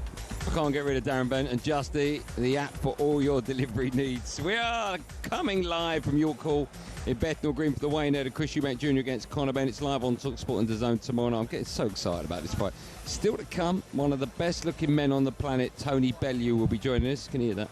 I think it's in earshot. Just quickly, Virgil van Dijk's goal against Man City should have stood, according to the Premier League's key match incidents panel. How many panels they got? Just get over it, mate. How many panels they got? It didn't count then. It doesn't count now. You lost. Yeah, get on with it. Just move on. Right, we can look ahead to rugby now with our friends at TNT Sports. Quilter Nation Series preview on talkSPORT with TNT Sports. Stream every match live on Discovery Plus or watch TNT Sports channels on EE, Sky and Virgin Media. Subscription required, 18 plus, terms and conditions apply. Yes, the autumn internationals continue. England will be looking to maintain their 100% winning run when they face New Zealand at Twickenham tomorrow. Let's hear from talkSPORT's rugby correspondent Alfie Reynolds on what we can expect from the game. England's third game of the November internationals will undoubtedly be their toughest. The All Blacks in town, a team they haven't beaten since the 2019 World Cup semi-finals. So what sort of opportunity presents itself this weekend? There's been some games where we could have. Unfortunately, that wasn't the case. So yeah, we're just going to look to put our best foot forward and see what we can do this weekend. Well, that's the England captain Maro Itoje speaking to me at their training base in Surrey. George Ford will start for England at fly half, and as he's told me, there is a real excitement amongst the squad ahead of this game. Yeah, it's the games you want to be part of, innit? A full Allianz Stadium, playing against the All Blacks. Hopefully we can give them plenty to cheer and get on the feet about, and it's when they get behind us, when the crowd get behind us and give us that extra lift we need at certain times of games, there's nothing better feeling than to do that at Allianz Stadium as an English player. And a reminder, you can watch every match live on TNT Sports this November, subscription required. Quilter Nation Series preview on talkSPORT with TNT Sports. Stream every match live on Discovery Plus or watch TNT Sports channels on EE, Sky and Virgin Media. Subscription required, 18 plus, terms and conditions apply. We are halfway through our show now. We're live in York Hall in Bethnal Green. We've already had some wonderful names. We've had CEO of Matchroom Frank Smith. We've had Eddie Hearn on the show. We've had Spencer Oliver. We've had Dave Allen. I love Dave Allen. When we come back, Carl Frampton will be joining us and Tony Bellew. I mean, the names just get bigger. And you only got Frampton for protection. yeah, he's not going to do it. If I get kicked in the shins, he might help. Also, on the stage behind me, if you're watching on YouTube, is Michael Buffer. Now, we all know that Michael Buffer's an absolute superstar. We're trying. That's all I'm saying. He doesn't do interviews. We're trying. You never know. We might have Michael Buffer. How can you have a catchphrase, paid to get a catchphrase, and you're not talking to them? What do you mean? You said you don't do interviews. I've got a catchphrase. I don't talk to anyone. Apart from you, Lucky Millions. Honestly. More from me and Benny, live on Drive on talkSPORT. Do not miss it right after this. We'll see you in a second.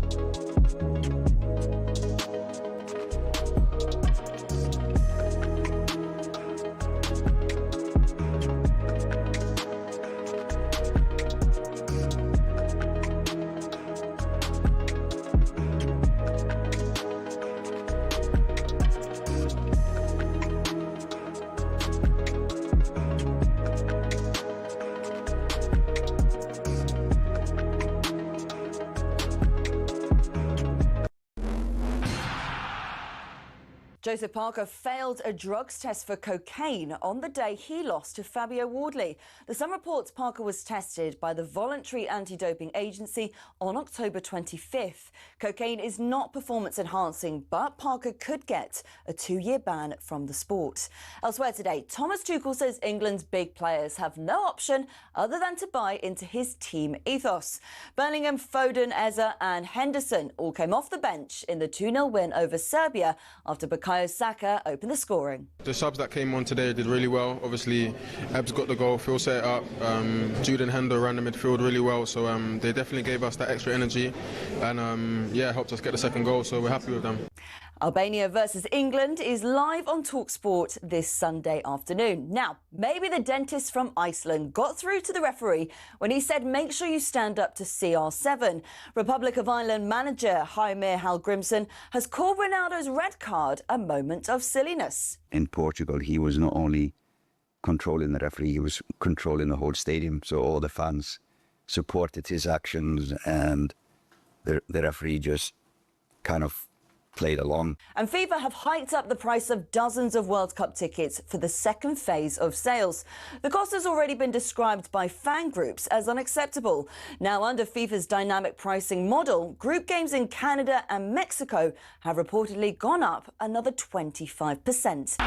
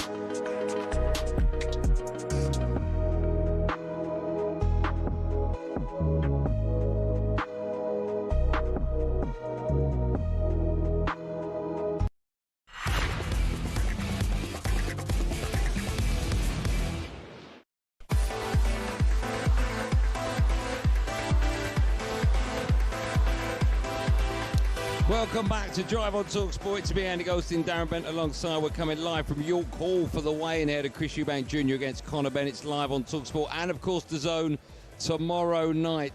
Still to come, we'll have some fun with the best of talkSPORT. Carl Frampton will be joining us. Tony Bellew will be joining us. But I'll be honest, we've sort of biffed them for the next 20 minutes because now I'm delighted and honoured to welcome, well, it says a couple of superstars. We know about Spencer. We've met Spencer loads of times, but it gives me great pleasure to say hello and good evening to the legendary ring announcer, Michael Buffer. How are you, Michael Buffer? I'm well. It's good to see you. Is that working? Is that on? Oh, it is working. Okay. Are we on? Yeah. How are you? You good? I'm good. Yeah. Thank you so much for coming to speak to us this afternoon. Listen, it's exciting just to be in this building. I mean, this is a house of legends.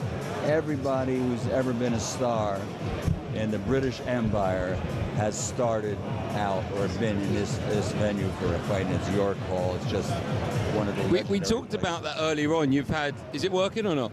Okay. Oh, you need it closer, if we've got sound problems, I do apologise. We're trying to fix them. I only do this for a living, so sometimes. Out of everyone here, right? Out of everyone here. You have been in the industry, I think I'm right in saying 43 years. 44 years. You have seen all the greats. Quite a few. Do you ever get nervous? No, I mean, I love what I do, and I don't get nervous when I do the fights. If I do like a talk show or something like that, I'll get a little nervous because I'm not doing my own thing. But, you know, one thing about all of us right here, we're all fans, as well as being in the business. We're fans.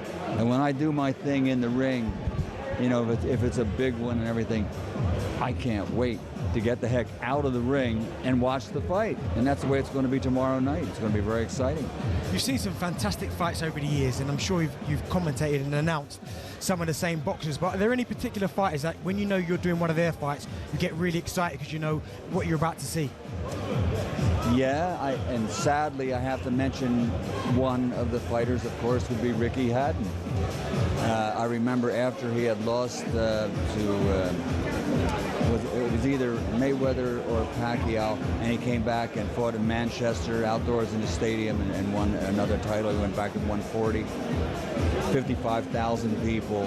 It was chilly. It was cold. It was miserable. The place was packed. And, you know, I've said this, and I've said it to you many times before. Sure. The British fans are the best fans in the world. There's no doubt about that. I can't think of any fighter that could put 90,000 in a stadium in America and 60,000 like we're going to have tomorrow night. And the fans here, the weather doesn't make any difference. They're hardcore fans. And tomorrow night, there aren't any belts on the line. There's no alphabet belts. There's no intercontinental belts or silver titles or anything like that. It's for pride and family and glory and bragging rights. And that's what's going to make a difference. Let me ask, I'm sure you get asked this loads of times. You started doing what you were doing way back in 1981. And then it was, I think I'm right in saying a year later in 1982, you came up with the catchphrase, "Let's get ready to rumble." Where did that come from, and why did you decide to use it? What I wanted to do, the electronic age started, you know, many years ago, where fighters come to the ring with the grand entrance, and having music, and it's exciting, and that sort of thing. And what was happening when I first started doing ring announcing in 1982, 83, the ring announcers were introducing all their buddies on the local commissions, because most ring announcers were just local guys. And so we had to introduce 19 people before we introduced the fighters. Go a little closer, okay. And so so I wanted to hook, because here's what was happening.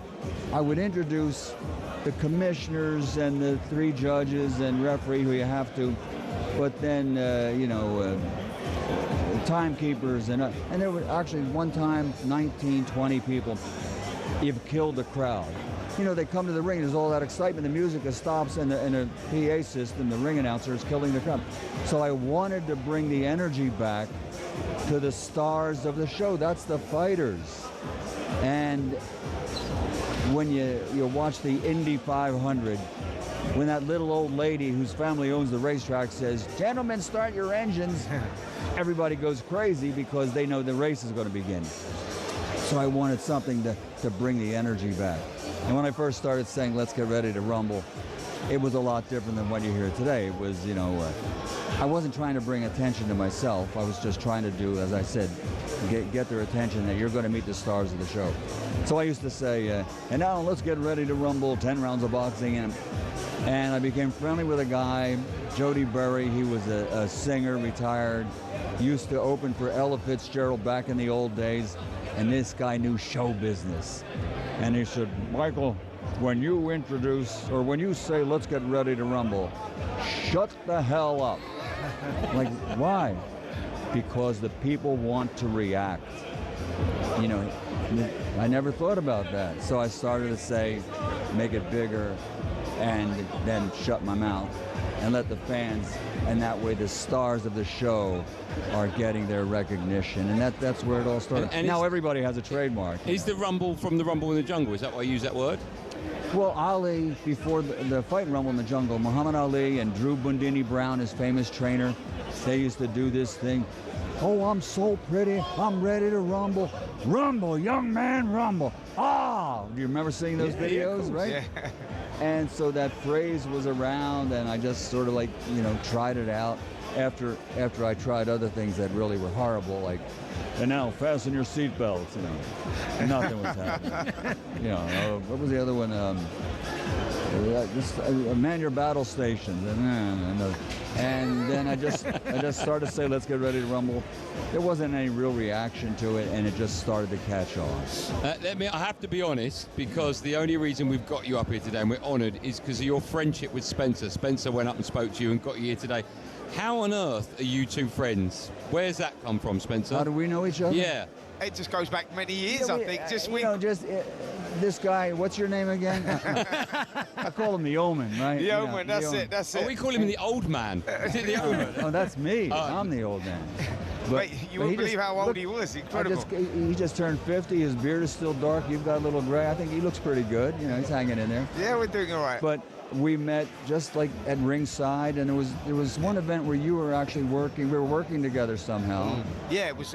And well, in Manchester. We've done a lot over the years. Like, so Yeah. it goes back a long, long time. So when Michael first started coming over doing the boxing, and you see each other all the time, and you're sitting down, and You were with chatting. your wife and daughter, I That's think. right, yeah. And that's it. years ago. Yeah, and So- it just sort of it blossomed from there. And now he has the guts to drag me into this mess. But And anyway, no. I said to him, look, you're going on with 2 talkSPORT legends here, Michael, so please, could you just give me a couple of minutes of your time? And he said, Omen, just for you, my friend. That's nice. There you go. Michael, I've got to ask you again, just another one for me is that, of course, you're synonymous with Las Vegas, obviously the big MGM fights.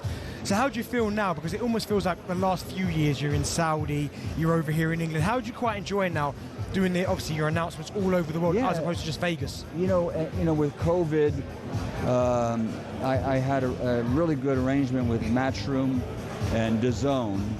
And I had never signed an exclusive deal before, so I had like a 2-year deal with them. Then COVID happened, and my age prevented me from actually being allowed to work in a lot of places. And here in the UK, if you're over 65, they didn't want you to be, we were doing fights, the Matchroom and other promoters, with all the protection, no fans, and everybody wearing masks. But my age, us old geezers, they didn't want us to get sick or anything.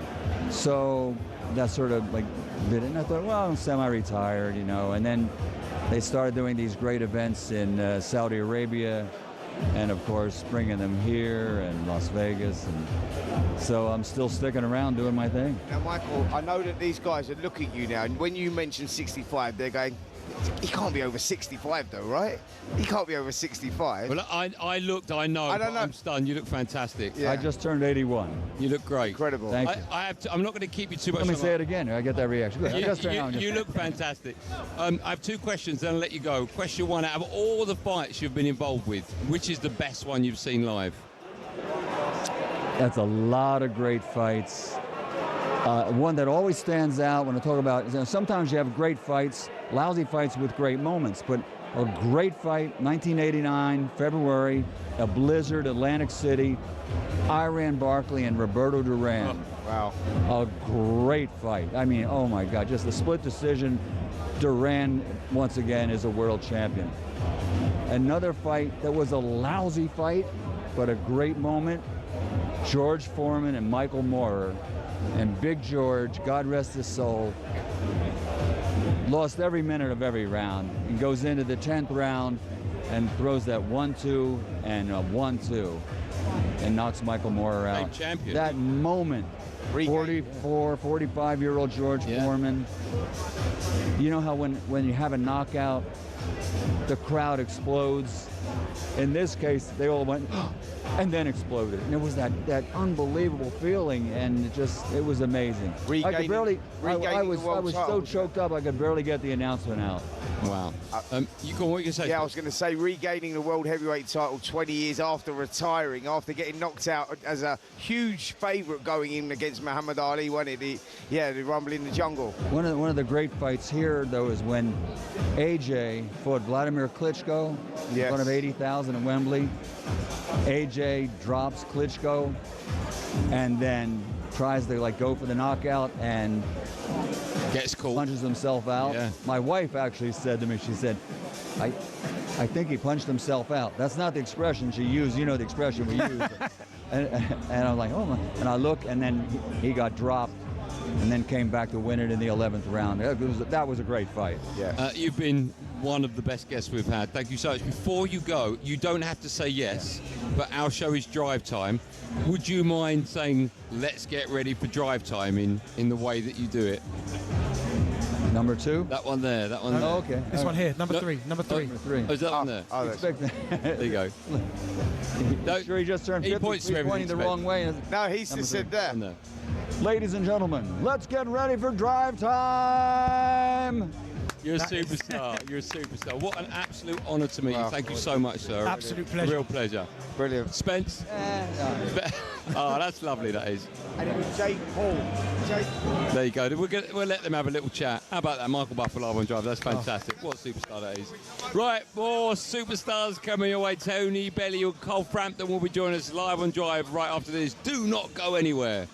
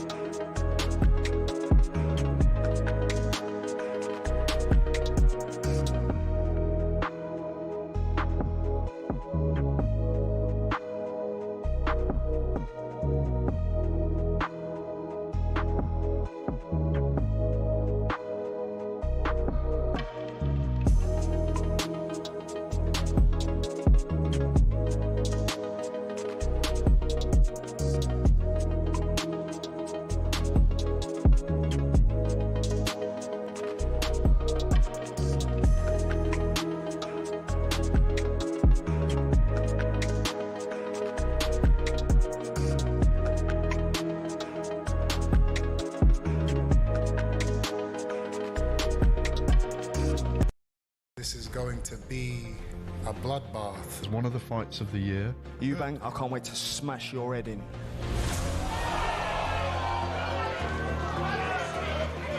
That's why he didn't beat me, and that's why he shall not beat me in November.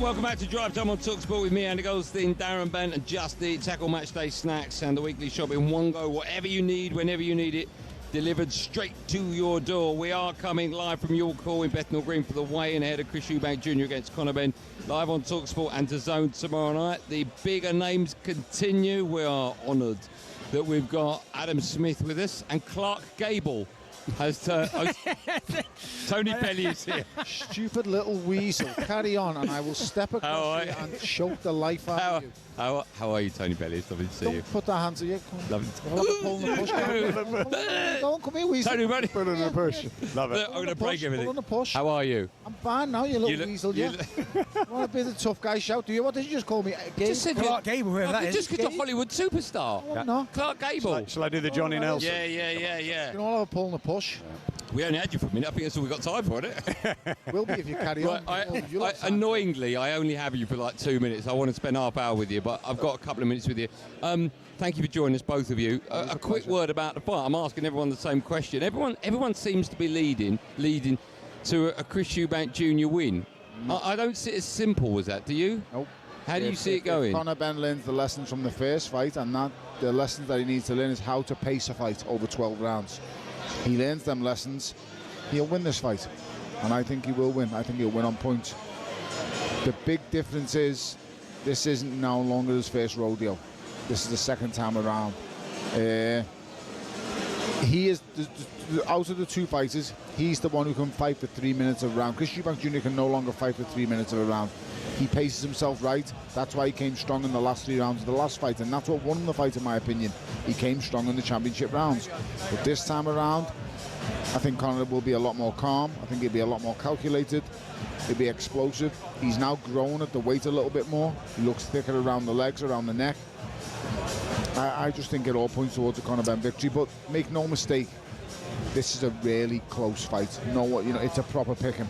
Okay, Clark, Tony. No, wait, you're meant to be my backup. I've got to let you go because they're going to beat me up more than you're going to beat me up if I don't let you go. Can you take your headset off as well? Or what? Take it home with you. I don't care. You take the whole desk with you. Makes no difference. I'll take you with me. Well, that sounds a bit weird. No, it doesn't. I'll take you, tie it up, and feed you bread and water for a week, and then kick it on the street. He's been in the jungle. Do you know, I've had worse offers on a Friday night, I'll be honest with you. I wouldn't mess with him. Weasel of the highest order. That name's going to stick, Weasel. Stop sending me DMs telling me how much you love me. It's getting embarrassing, all right? See you in a minute, Tone. See you, Tone. Oh, it's just gone. Right. That right hand. See? He missed that. So did I. Adam, it's good to see you. It's great to see you, Andy. As always. You saved me. Well, I did. I mean, Tony, he's lovable. We love Tony. We love you as well. Listen, we've been bigging up the fights live on talkSPORT, and of course DAZN, and you're part of the DAZN team tomorrow night. Yes. I think it's going to be a fascinating night of boxing. We spoke to Eddie Hearn, not just the undercard is incredible. We'll come to that in just a moment in case people join us late. But the fight itself, the last we can only really judge two fighters on if they've fought before. What was that like? And the only time they got in the ring together, it was just amazing, wasn't it? It was fabulous. And I think after all the controversy and the hoopla and the circus, the pantomime, the eggs, everything, the boys did themselves, their families, and the whole nation proud in what they gave us over 36 minutes. Eubank won, fair and square. Conor Benn gave everything. I'm interested to see hear what Tony's saying. I know a lot of people are fancying Eubank. I'm going around here. A lot of people think Conor Benn, 29, that he's had that fight at middleweight, that he's been in there with Eubank and gone the distance. Although he lost, he's fresher. Will Chris at 36 still be as physically strong as he was in April? Now, he's gone to Beaumac. When he went to Beaumac before, legendary trainer, Terence Crawford, of course. What a wonderful win over Canelo. That camp, fabulous. He'll have done the weight a lot better, as we've seen. But we won't know what he's got left physically in the tank until that bell goes tomorrow night. And that's the curious thing. The smart favourite is Eubank, no question. He's done it once, he can do it again. However, I think the gap has narrowed, and I understand why people are saying Conor, more mature, can take from that performance and give it absolutely everything Saturday night like he will. There's something in me, Andy, that's saying this ring here is where he had an absolute life and death struggle with Cedric Payneau, the French journeyman, early in his career. He was knocked down a couple of times. He fought fire with fire. He just about got away with it, and he beat him in the rematch. Conor Benn's a fighter, right? They're going to try and keep him on the leash, Tony Sims, to execute the game plan, but at some point, he's going to combust. And if he combusts at the right time, and Eubank maybe doesn't have it at 36, and at this stage of his long professional career, Conor Benn could get the first victory for the Benns. But I still think Eubank with Bomac, you've got to favour him going into this. He won the last fight by 4 rounds on each card. Let me ask you then, Smudge, because a lot of people spoke about Conor Benn. They've said that he didn't box particularly well in that first fight. He got caught up in the emotion of it, and rightly so, with the chaos and the build-up. So they're expecting that to go up a level in terms of his boxing. Can Chris Eubank Jr. go up another level in terms of his boxing? He and the camp think he can. I'm not sure at this stage of his career. Remember, 3 defeats on the record. Billy Joe Saunders just nicked him, but that was a long time ago. George Groves and, of course, Liam Smith. But the rematch against Liam Smith was almost punch perfect, and Bomac was in the corner that night. So I think he's gone to Bomac for that extra sparkle on top of the performance. Chris looks well to me. I was in the Eubank Hotel this week, but Conor seems so relaxed, so chilled. He also knows, Conor, that he can go back down to super welterweight, win, lose or draw, but it's the win that he wants for the Benn family. Does he want it that little bit more than Chris? Is he good enough? Is he big enough? Lots of questions going into this, but I think it is about whether he can keep his head in there, Conor Benn, tomorrow night. We wait and find out. It really is an absolutely thrilling one, because you can look at it from so many different angles. Conor Benn was 14 months out of the ring before that fight. He never fought at middleweight. Lots of question marks going in, but then Chris Eubank Jr. knows all about Conor Benn now, having done 12 rounds with him, and he's an intelligent human being and an intelligent fighter. Usually at this stage I'd have more questions, but I think you've just answered everything. And we're coming up to the 6 o'clock news. Smudge, it's always an honour and a pleasure, my friend. And good luck tomorrow night. Thank you very much. Adam Smith be part of the DAZN team, of course. If you're watching the fight, it's DAZN you need to go to. If you want to listen to it, it's live on talkSPORT. Last hour of our show, more big names coming your way right after this, live on Drive on talkSPORT.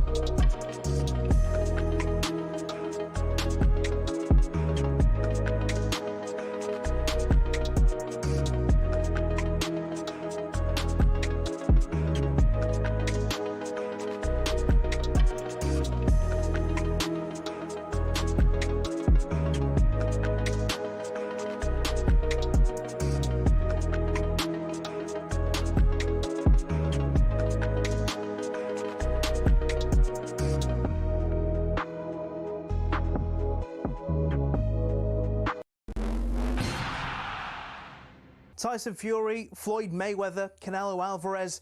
Just hearing these names makes you think money and the hundreds of millions of dollars, pounds or Saudi riyals in boxing.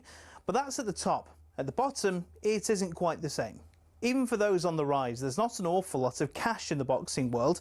And if you're just starting out, well, it can be a very costly exercise indeed. But don't take my word for it. Here's the former European champion, talkSPORT's Spencer Oliver. You're turning professional and you're boxing, let's say, York Hall on a non-televised fight. You have to sell tickets to earn any money, but you have to cover the wages of your opponent as well. So if you don't have the ability to be able to sell enough tickets, you effectively have to pay to fight. A far cry then from Jake Paul facing Mike Tyson in 2024, when the purse was reported to be around £48 million. But the vast amounts of cash lining the top dog's pockets isn't the norm in a typical fight. Let's say you're lucky and you get between 5 and 10 grand. You're going to get 10 grand max for that. 10% goes to the trainer, 25% goes to the manager. Then we've got the tax man to pay as well. So we're cutting that money in at least half. So now you've got 5 grand for a 10-week camp. So you're talking about a guy here earning, he might be clearing 500 quid a week. How do you support a family on that? So boxers chase the dream. And, you know, there's probably 2% of them that actually make it. So say you do make it and you start to rise up the ranks. Strikers Boxing, a training academy, says the mid-tier fighters can earn more, somewhere between £10,000 and £50,000 a fight, depending on record, profile, opponent and popularity of weight class. It's only at the top level does the real cash start flowing in, with the top-tier professionals, i.e. those going for titles, earning 6 figures a fight. Something else you'll have heard of is the terms prize fighter or journeyman. A prize fighter is, as it sounds, someone who picks up fights where they can and gets a nice big check if they win. Journeymen are the fighters who take on up-and-comers, effectively used for experience in the ring. Even if they're going up against the real prospects, a young Anthony Joshua, for example, these guys will be lucky to earn more than 10 grand. So the average boxer isn't as rich as you'd think.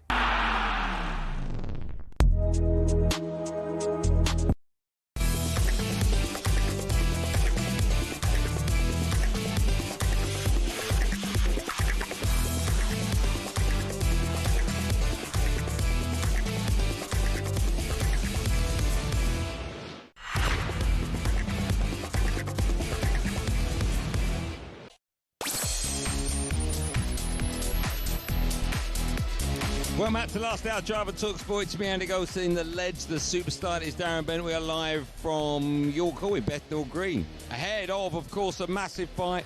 Let me remind you that talkSPORT brings you that huge rematch between Chris Eubank Jr. and Conor Benn. It's tomorrow night. It's live from the Tottenham Hotspur Stadium. Smith just got. And of course, the fight is live on DAZN. Joining us now, you just probably heard a glimpse of him there, is the founder of Boxer and Chris Eubank Jr.'s promoter, our friend Ben Shalom. Benjamin, how are you? Very well. Good does anyone call you Benjamin? Yes, my mother. She does. Well, that's 2 people now. Yeah. It's good to see. How are you? Because when we get this close to such a, I was going to say a big fight, but any major sporting moment, nerves come into play for not just the 2 people involved, but also the people surrounding them. You've been here, done it and seen it many times before. How are you feeling this time around? Does it feel any different than it did last time? It feels more relaxed. I think the first show was a pantomime.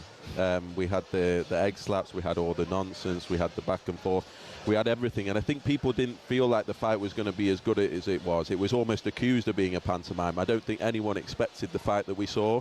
Because the guys have had that fight now, they know what it is. They know it's serious, and especially on our side, especially with Chris Eubank Jr., the preparation for this fight versus the last fight is chalk and cheese, and so we're more relaxed this time, and I think we know what we're going to get from Chris. Which would you prefer? Because I can't lie, this one, even though it's one of the biggest fights in a long, long time, it almost feels like it's gone under the radar, but it hasn't, whereas the last fight was absolute chaos from the first press conference. Which do you prefer as a promoter? The first one we needed it because people didn't believe in the fight. This one will sell better because the product is the product and people know what they're going to get.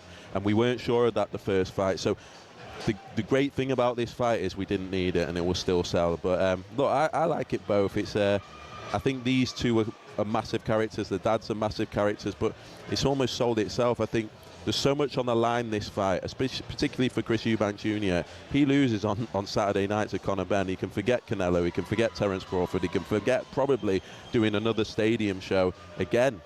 That's what's on the line. So I think that's why it's more focused this time. I think that's why we're locked in. Chris doesn't want another 12-round war. He doesn't want to be in hospital with Conor Benn after the fight. He wants to make sure he puts on a statement. He's changed his trainer. He's got Bomac in. Yeah. Is that maybe a risk sometimes, changing a winning team? No, because, look, he's been with Brian McIntyre before. I think it was the second fight, the rematch, the other rematch in his career against Liam Smith, where he came out and against all odds, really, returned that rematch and turned around that result. And I think that was the best I'd ever seen him. That was the best he'd ever looked. So I'm so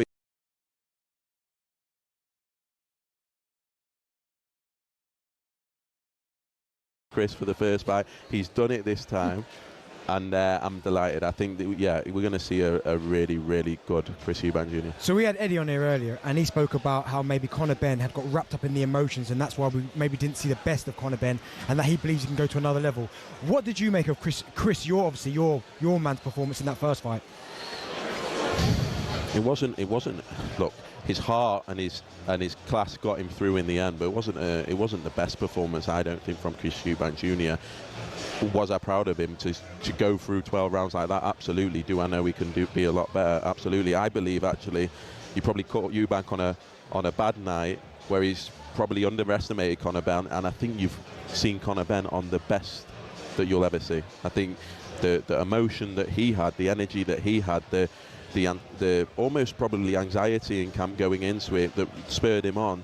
I don't think we'll see another performance from Conor Benn like that. I really don't. I think this is going to turn the tables this time. Let's talk about his dad. Yeah. Now, this time, when was the last fight? April? Back in April, right? Yeah. We were chatting about, is he going to be there? I don't know how much you knew about. In fact, last year, when did you find out his dad was turning up?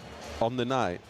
Honestly? An hour before, genuinely, an hour before. Some of my team got murmurs of it because they had to start travel, but genuinely there was a text the night before between the two of them, and it was done on the day.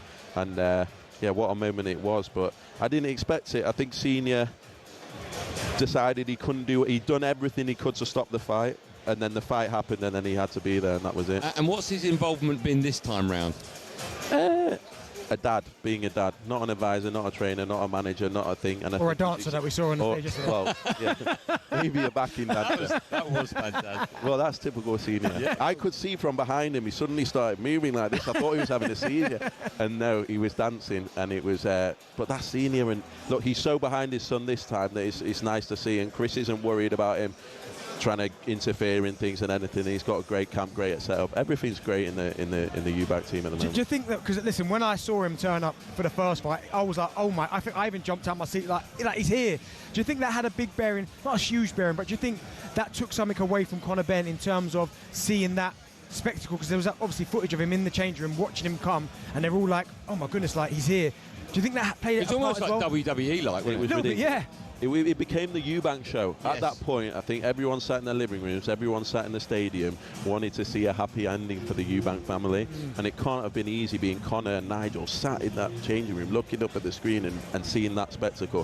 Fair play that he came through that. Fair play that he gave the performance after that. But no, it can't have been easy. I would not like to fight against Eubank Jr. I wouldn't like the press conferences. I wouldn't like the build-up. He's the greatest showman there is, and Eubank is the biggest name in British boxing. So, look, I think the public are behind him, and I think that's always going to be hard to deal with for Conor Benn. I have to ask you, because we've got you here, there's a lot of talk about ambulances not being allowed to leave the stadium. What's your take on all of that? It was anyone that says there wasn't mistakes made and it wasn't a disgrace to boxing is lying. It was a disgrace, but I'm not saying it's this person's fault, that person's fault. We should all take collective responsibility for what happened that night, whether it's a leisure centre, whether it's a small hall show. I started in Bowler's exhibition.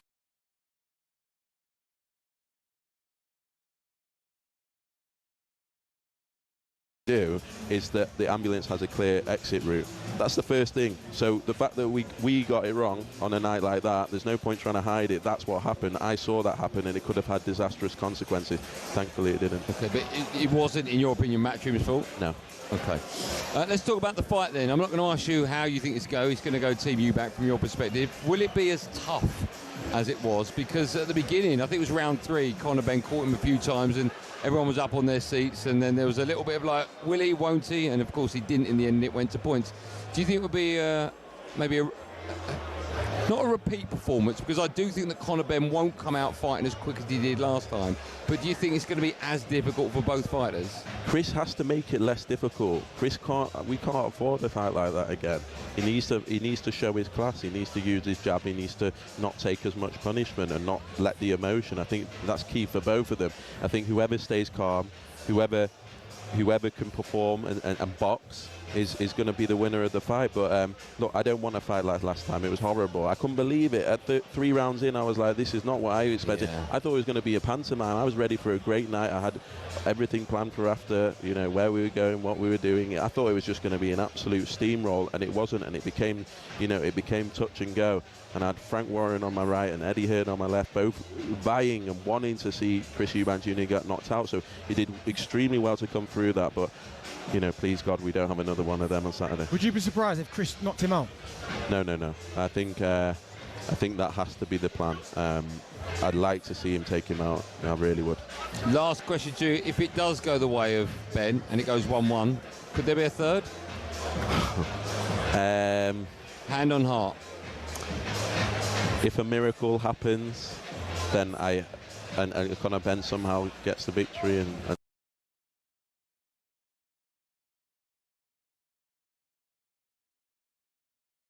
I reckon in that position then the fans would want to see a trilogy, but I can't see anything other than a Chris Eubank Jr. victory. But if there was a Benn victory, it went 1-1, you think there might be a third? If a miracle happens, yeah, I would expect the fans to want to see a third. Okay. Yeah. Would you? Don't answer that, I'm joking. Benn, listen, a real pleasure. Thank you as always. All right, see you later. Good luck as well tomorrow night. Thank Good you. luck. We're going to have a quick break. The big names continue. We are live at York Hall in Bethnal Green ahead of a massive fight tomorrow. You've probably worked out with all the great guests we've had and the noise behind us. Conor Benn against Chris Eubank Jr. 2. It's live on talkSPORT, and of course, if you want to watch it, you can, courtesy of our friends at DAZN. We'll see you right after this for more big names live on Drive on talkSPORT.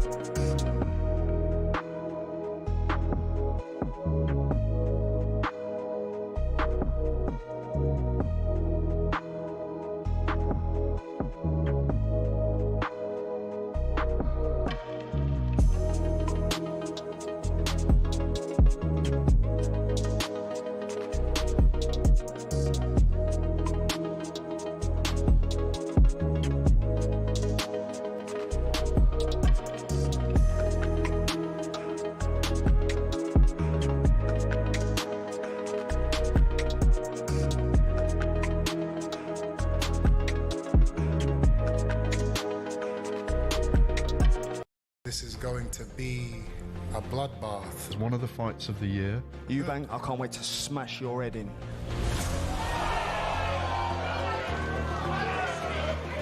That's why he didn't beat me, and that's why he shall not beat me in November.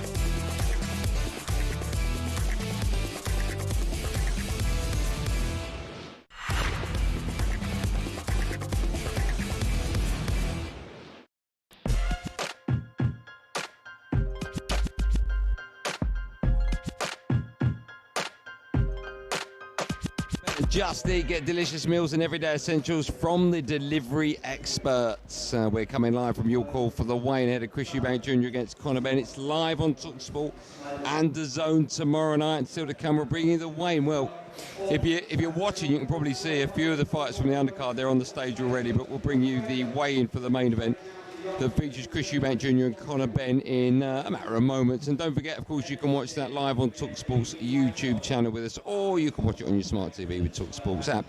Right, let's take in some of the undercard now with Gareth A. Davies. We welcome him to the show. And he was so good, an hour ago, we said, do you want to come back? And Dave went, yeah, all right. British heavyweight superstar Dave Allen. How are you, Dave? That is what happened. That is what happened, yeah. Put it like this, if you weren't that good, you wouldn't be back. But you were so good, everyone was like, get Dave, get Dave. Thank you very much. Thanks so much. I've learnt a lot from this guy right here. Oh, dear. Thank you. Yeah, you got to thank me. It's fine. You got to thank me. Good to see you, Gareth. Always great to see you, gentlemen. I know you're having a rollicking time here at the weigh-in. Wow. We had Michael Buffer up here. I mean, I know, he's so brilliant. He's 80 years old, still travelling the world with that great. amazing purring voice. He looks fantastic. Right, you can talk us through exactly what's happening, because behind us, the boxers that are, of course, on the undercard, and a great undercard as well tomorrow night. It is. We've just had Mikey Talon, who looks like a choir boy from Liverpool, under Joe Gallagher. He's just left the stage. Brilliant flyweight, world champion in the making for me. And I think we've got 5 fights now before we see Benn and Eubank, who've already made the weight. Everybody knows that, because this is a ceremonial weight. But they will come out and get on the... They'll all get on the scales, but it'll be the weight from this morning. Okay. And then the second day weigh-in is tomorrow. There's a window till about 11 a.m, I think, for Benn and Eubank to make the extra weight. They can't go beyond 170. David, quick word, you've been the main event and you've been a fighter. I imagine that fights first on an undercard. What are the, apart from the obvious, there's no crowd there for the early ones, what are the main differences? You've got to wait longer. You know, when I was the main event 4 weeks ago, I was terrified all day. I woke up at like 7 a.m. and you just sit there all day, just like that, just like, oh, I've got to go and fight later. You know, you're the hardest man in the world till fight day. Fight day comes, you just want to cry, really. You get a weird feeling, like, in here, you think you need the toilet, but you don't. You actually don't need the toilet. It's like, you know when you eat gone off refresher bars, they're a bit extra fizzy in your stomach. Horrible, yeah, bad. And I've done that as well. I've done both, the fighting and the refresher bars. Terrible, really. And do you get that feeling wherever you're fighting on the night? Yeah, I've had small fights, I've had big fights, my main event, I boxed on a small, always terrified, always. What we got going behind us right now is Ollie Murr's mate, Sam Gilly. He's been in our studio. Ollie Murs has been in the camp, he's been around us all week. I'm not surprised if he's even up there. No, he isn't. There's Sam Gilly up there right now, weighing in, and he's fighting Ishmael Davis in what is going to be a cracker of a fight, David. Yeah, it looks phenomenal as well. It looks fantastic.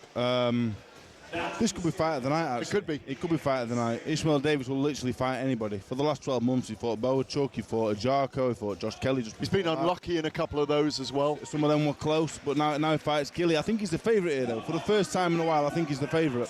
Dave, let me ask you then, because this ceremonial weigh-in as a boxer, you've obviously made the weight this morning. Is it a little bit of a, oh, I've got to go back there and do it again, or do you want to just get back to the hotel or wherever you're training and then start to prepare for the fight? It's easy for me because I'm a heavyweight, so I've not got to make weight. These guys, I think the ceremonial weighing for these guys is easier because they get to make weight in the morning. Like, they're not waiting until 1 p.m. The usual weighing time is 1 p.m. They're struggling to make the weight. You've got to not eat from waking up till 1 p.m. This morning they woke up, got weighing straight away. They've done the weight last night, so I think actually it's easier. However, all the ceremonial stuff, all the press conference, the workout, it's just a hindrance, I think, as a fighter on fight week. It's good for the publicity. This is for the promoter. The box don't want any part of this. We just want to fight now. You enjoyed your fight week against Arslanbek Makhmudov, though, because you were the man, as you said. It was an amazing feeling. And like you said, when you walked out in the Sheffield Arena, there was a lot of motion there, wasn't there? I enjoy fight week, but I'm a heavyweight. So it doesn't matter. I'm not making weight, though. Exactly. I'm not making weight. I think making weight is very, very difficult. And to David's point, they've all made weight this morning, so they've been able to eat today. They've been able to shake it out and go and do a little bit of exercise, walk around London. They're all staying at the Stratford Hotel in Canary Wharf. There aren't too many distractions. They'll have seen the family if the family are coming down today. So it's a good day for them. Just a quick word about Sam Gilly. I watched his last fight, and our attention was brought to him courtesy of Ollie Mers, who's our mate as well. Ollie can box a bit. You versus Ollie Mers. No. In a celebrity Why do you want to get me in the boxing ring? Because I like the idea of you being hit in the face. Oh, wow. I didn't see that. I didn't see it coming that direction. There's no need for that. I mean, to entertain. I've seen you on the cover of a male magazine. Yes, you have, yeah. Ripped more than Benty. Yeah. Let me silly Gareth. No, it's true. It's amazing what Photoshop can do. That was hard work. That wasn't Photoshop. Yeah, tell me a bit about Sam Gilly. If he wins this fight against Ishmael Davies, incredibly tough, I know that. And as Dave said, it could be fight of the night. But if he were to go on and win this fight, what's his ceiling, do you think? It's how he wins this. We know he's at British, European level. Ishmael Davies has got a great engine, very powerful, physical fighter. If he wins this and if he wins it really well, we might start talking about him being in the intermediate level to start thinking about potentially a world title fight down the line. That's where I see it, David. Yeah, I think so. I think Sam Gilly, this might be his world title fight. 70,000 people for the British title. Some fighters, the British title is a world title. The British title is like my world title. You know, we can't all be superstars. You know, it's like some of us are championship footballers, like I was saying earlier. And we want to win the championship. We want to win the Carabao Cup. Did you point at Benny when you said championship footballers? Only obviously at the end. There you go. At the start as well. And the beginning. Yeah, but obviously in the middle. Sam Gilly's in the middle now. Yeah. And if he wins this fight and does it in good fashion, and he can do it better than Boachuk, better than Kelly, that's what I'm saying. You can start talking. He can think that. He can think I can do more than this. But at the minute, this is world title fight. Dave, do you think now with the explosion, we've seen a big explosion of boxing over the last 10 years and the huge amount of money that's involved as well. Do you think if you're talented and you're coming into it now, it's easier or more difficult to make it to the top in a short amount of time? It's always going to be hard because there's always going to be good fighters about. You know, I speak to my old man. You're not as good as back in the day kind of thing, but there's always good fighters about. There's always, you know, any sport, the competition's always there. At the minute, what I would say at the minute is if you're at the top of the game, you're going to be richer and more famous than you could have ever been boxing. That's what I would say, but it's still as hard to get to the top as it ever was. Let me ask you a question then, Dave, because we've seen good fighters, right? But now it almost feels like someone needs to have a personality and they've got to have some kind of gimmick. Now, do you think that you're going to see, if every fighter was the same, are the ones that have got more personality going to go further than the ones that maybe just want to focus on the boxing? Definitely, of course, but I think you can't fake it, you can't be false, you have to be yourself. You've either got it or you haven't. You've got personality or you haven't. You can talk or you can't. If you can talk and fight, you can go all the way to the very top. Gareth, a quick word about Richard Riakporhe against Tommy Welch. We're friends with Richard. We're big fans of his as well. I think everyone, including him, will be disappointed he's not on that stage as a world champion quite yet. He had his chance. He didn't take it. How far away is he? How big a fight is this for him tomorrow night? Well, he's come up from 200 pounds to 17 stone brilliantly. He doesn't look he doesn't look big. He's naturally carrying that weight. We know he's a powerful puncher. There's an Okoli fight down the line for him. There's 8 heavyweights who are British in the top 15 right now. It's the right time for him to move up to the division. He and Lawrence Okoli both lost to Chris Billum-Smith. No disgrace in that, but it was the right time. Tommy Welch will give him a battle tomorrow night, the son of Scott Welch, who we all know very well from our generation. But I do think he'll look good tomorrow night. Okay, let's have a quick break, and when we come back, we'll have the main event. We'll have both Conor Benn and Chris Eubank Jr. on the stage. We'll have a chat through that. You won't miss a thing. Stay where you are, because right after the main men, the men of the hour, will be live on Drive on talkSPORT after this. We'll see you in a second.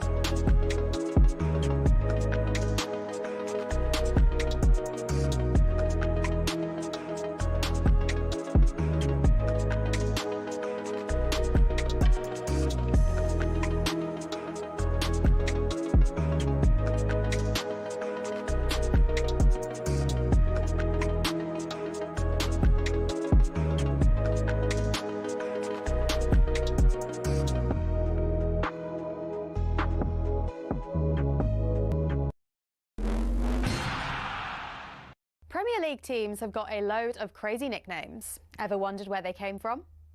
Some are pretty straightforward. Arsenal are the Gunners because they were founded by a group of munitions workers, and Bournemouth are the Cherries because their old stadium was built right next to a cherry orchard. Then there's Everton. They're dubbed the Toffees, but why? Well, because when the club was formed, just down the road there were two local toffee shops. Ipswich Town nicked their nickname off their opponents in the late 90s, Birmingham. The term Tractor Boys was chanted as a way to tease the team about their farming background, but they started using it themselves as a way to cheer on the team in victory instead. Take that, Birmingham. Let's head to Leicester, famous for more than just a red, well, orangey cheese and Jamie Vardy. Leicestershire's also the birthplace of fox hunting, hence the Foxes. Crystal Palace's nickname came from an extreme makeover. They were having a nightmare run in the 70s, and when they were relegated, their manager, Malcolm Allison, wasn't having it. I know what will make us better, he thought, a new nickname. The Strong and Deadly Eagle sounded like a pretty good bet. And there's more to that story. Brighton used Palace's nickname to inspire their own. Ooh, bird, they thought. Let's just pick a different one for us. And so, in a heated match between the two teams back in 1976, when Palace fans began chanting "Eagles, Eagles," Brighton fans had the perfect reply: "Seagulls, Seagulls." So next time the away ends chanting their crazy nickname, you'll now know exactly where it came from.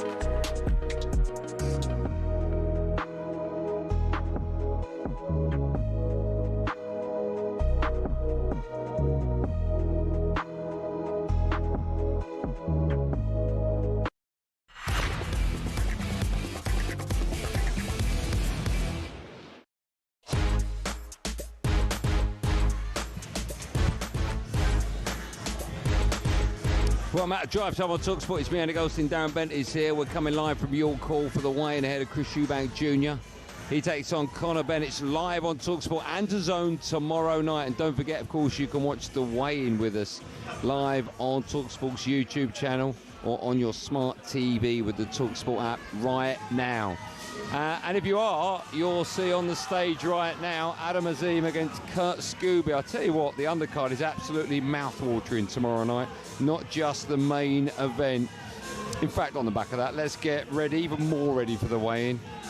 For the main event and that undercard, we'll talk in great detail to the men, bringing you all the action tomorrow night. As we say, good evening.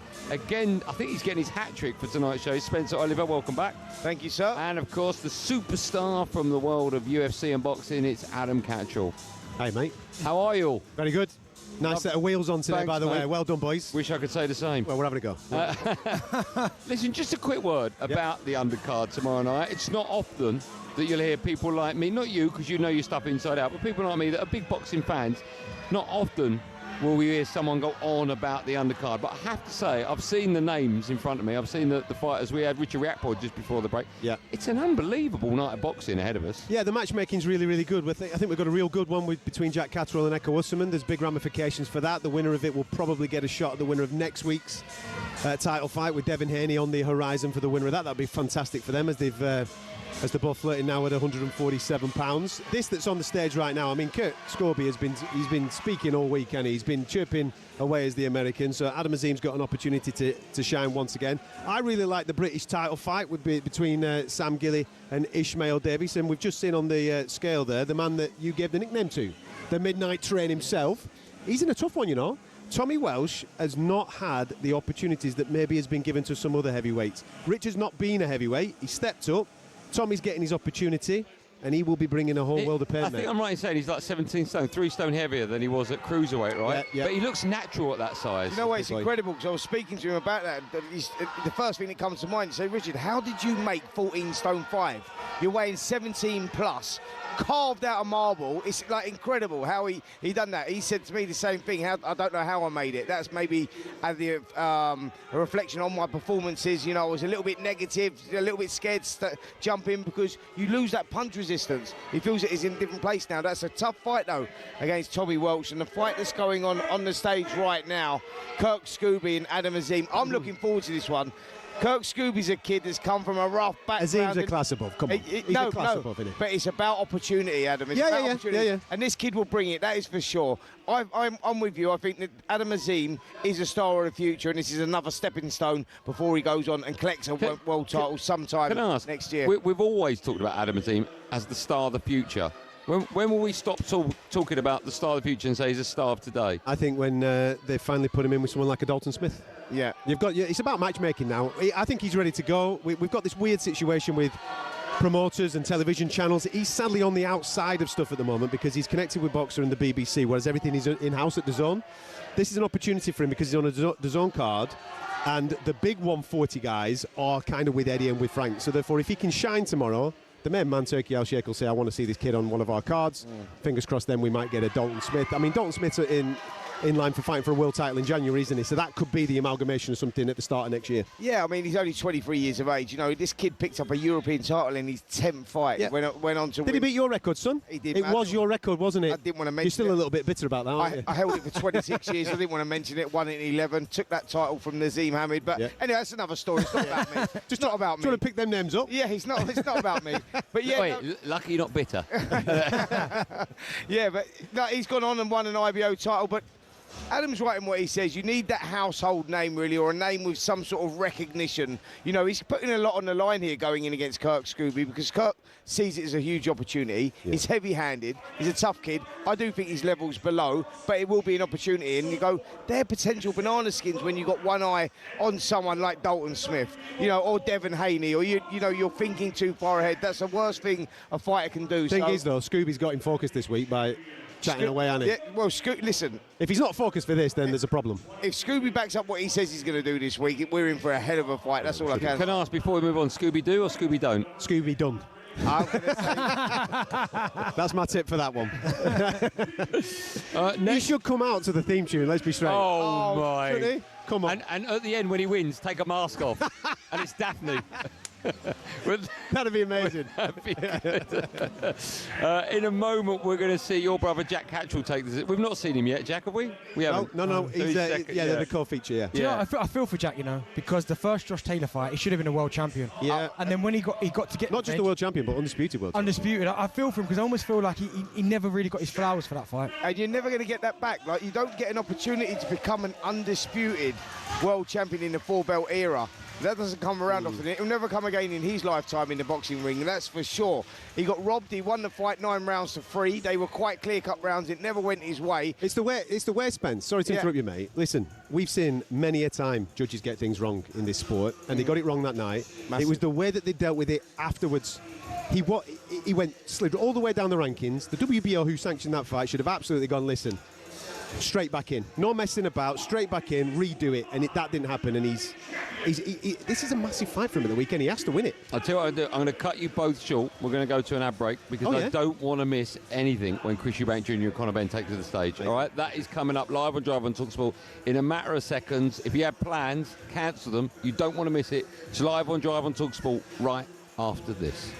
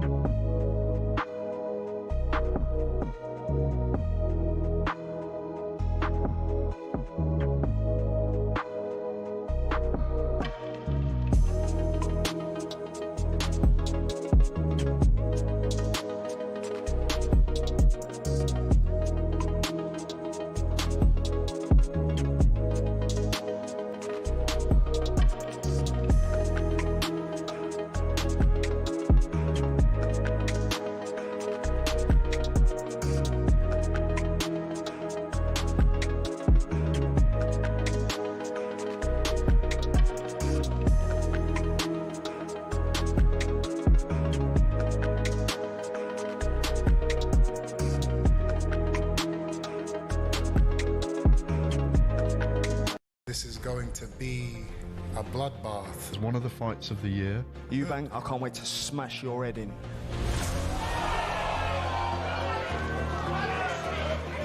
That's why he didn't beat me, and that's why he shall not beat me in November. He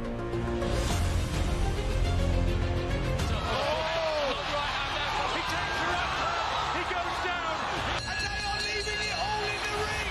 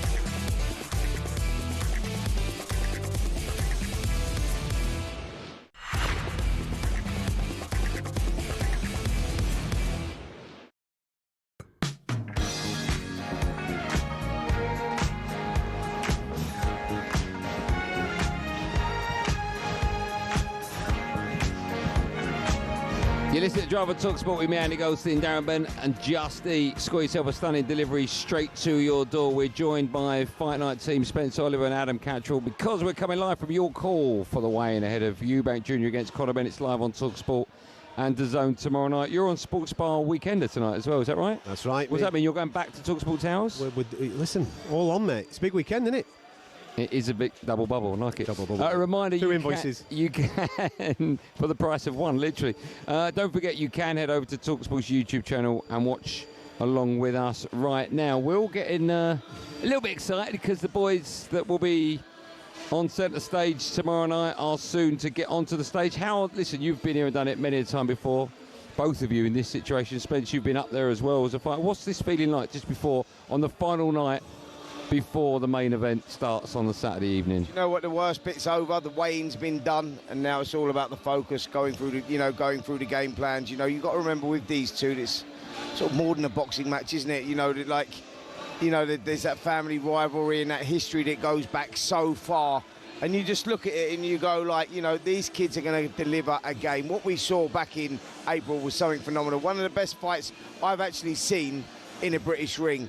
And I think we get something very similar. Conor, amazingly, actually weighed heavier than Chris Eubank Jr. this time. So he's sort of grown into the middleweight division a little bit more, and that will benefit him. Do you want to just explain that? Because people are tuning in for a weigh-in.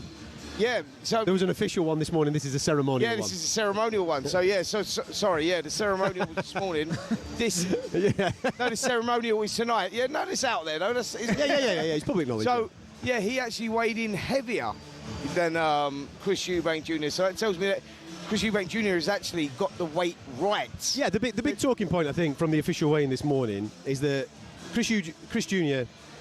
has come in. He's come in basically at 159.1, right? So he had 160 of a limit, but last time he missed it by half, didn't he? So, and then with the rehydration clause, there were lots of conversations in and around the weight clause connected to this particular fight. It looks like that he's done it right this time, as you are alluding to. Let's not forget there is another weigh-in tomorrow morning for both of these gentlemen. Second day weigh-in, rehydration clause between the hours of 8 and 10 a.m. in the morning. And they could put on what, £10? They can't be over 170. They can put on whatever they want, as long as they're not over 170. So yeah, in effect, £10 is what they can't be over. A maximum of £10. But let me just say that even though Chris Eubank Jr. missed the weight last time by a fraction, he's still only come in £8 heavier the following morning. So that tells you that it was just a mistake on the scales, because he loves to strip a load of weight at the last minute, as we've seen today. He's been on the bike, wrapped up in sweat. But you say that he can't fully rehydrate straight away. Normally what happens is that I know that there's championship clauses with the IBF and various things like that, but this is a non-championship fight. What should normally happen is that he weighs in, go and rehydrate, mate. At the end of the day, you've hit your championship weight, crack on. There is restrictions now over the next 12 hours for both gentlemen. Is there a danger that you can try and rehydrate and try and eat too quickly? Yeah. Like for example, to put it into layman's terms, you know when you order a curry and you're starving and you just eat all the poppadoms before the main course and you go like, I can't eat anymore. Is it like that? Well, it's like when you've done a marathon. And you straight away you want to get stuck into something straight away, won't you? You want to have a drink. I had a pint. Right. And it overbears your body a little bit because you've probably depleted yourself for such a long period of time. Yeah, so my experiences of doing that and getting it wrong when making the weight, especially when I was very tight at the weight, is that then all of a sudden your brain's telling you want to eat and drink as much as you can. Yeah. Lucky for Chris that he's got the right people around him, dietitians, nutritionists, etc., to tell him to take a little sip of water here, a little sip, and get it back in the body. Electrolytes key. Yeah, electrolytes are key. But if you do it wrong and you miss it, everything that goes in, trust me, comes back out. So you have to get it right. How hard is it going to be for Conor to go back down? They talk about him going back to welterweight. How hard is that? Mate, this is a big thing, because yesterday he was already alluding to it, wasn't he? He said, listen, this is my last one at 160. I'm doing 147, 154. He's put on muscle mass in order to get himself. We saw it. The best example that I can come up with is probably Roy Jones. When he jumped up the weights, he becomes the heavyweight champion. When he went back down in weight, he was never the same guy. He just didn't have that thing. And okay, Conor's at a completely different stage and level than what Roy Jones was when he was doing those things. But I think it is a tough thing. I don't think he gets down to 147. He might really not. Don't. I think that he will find himself probably in the 154 division, the super welterweight division, but I don't see him getting back down to welterweight. When your body goes up like that and you put on the muscle mass to take that off again, and you're right, Roy Jones Jr. was never the same fighter again. Actually, it actually destroyed his career going up to heavyweight and coming back down to light heavy.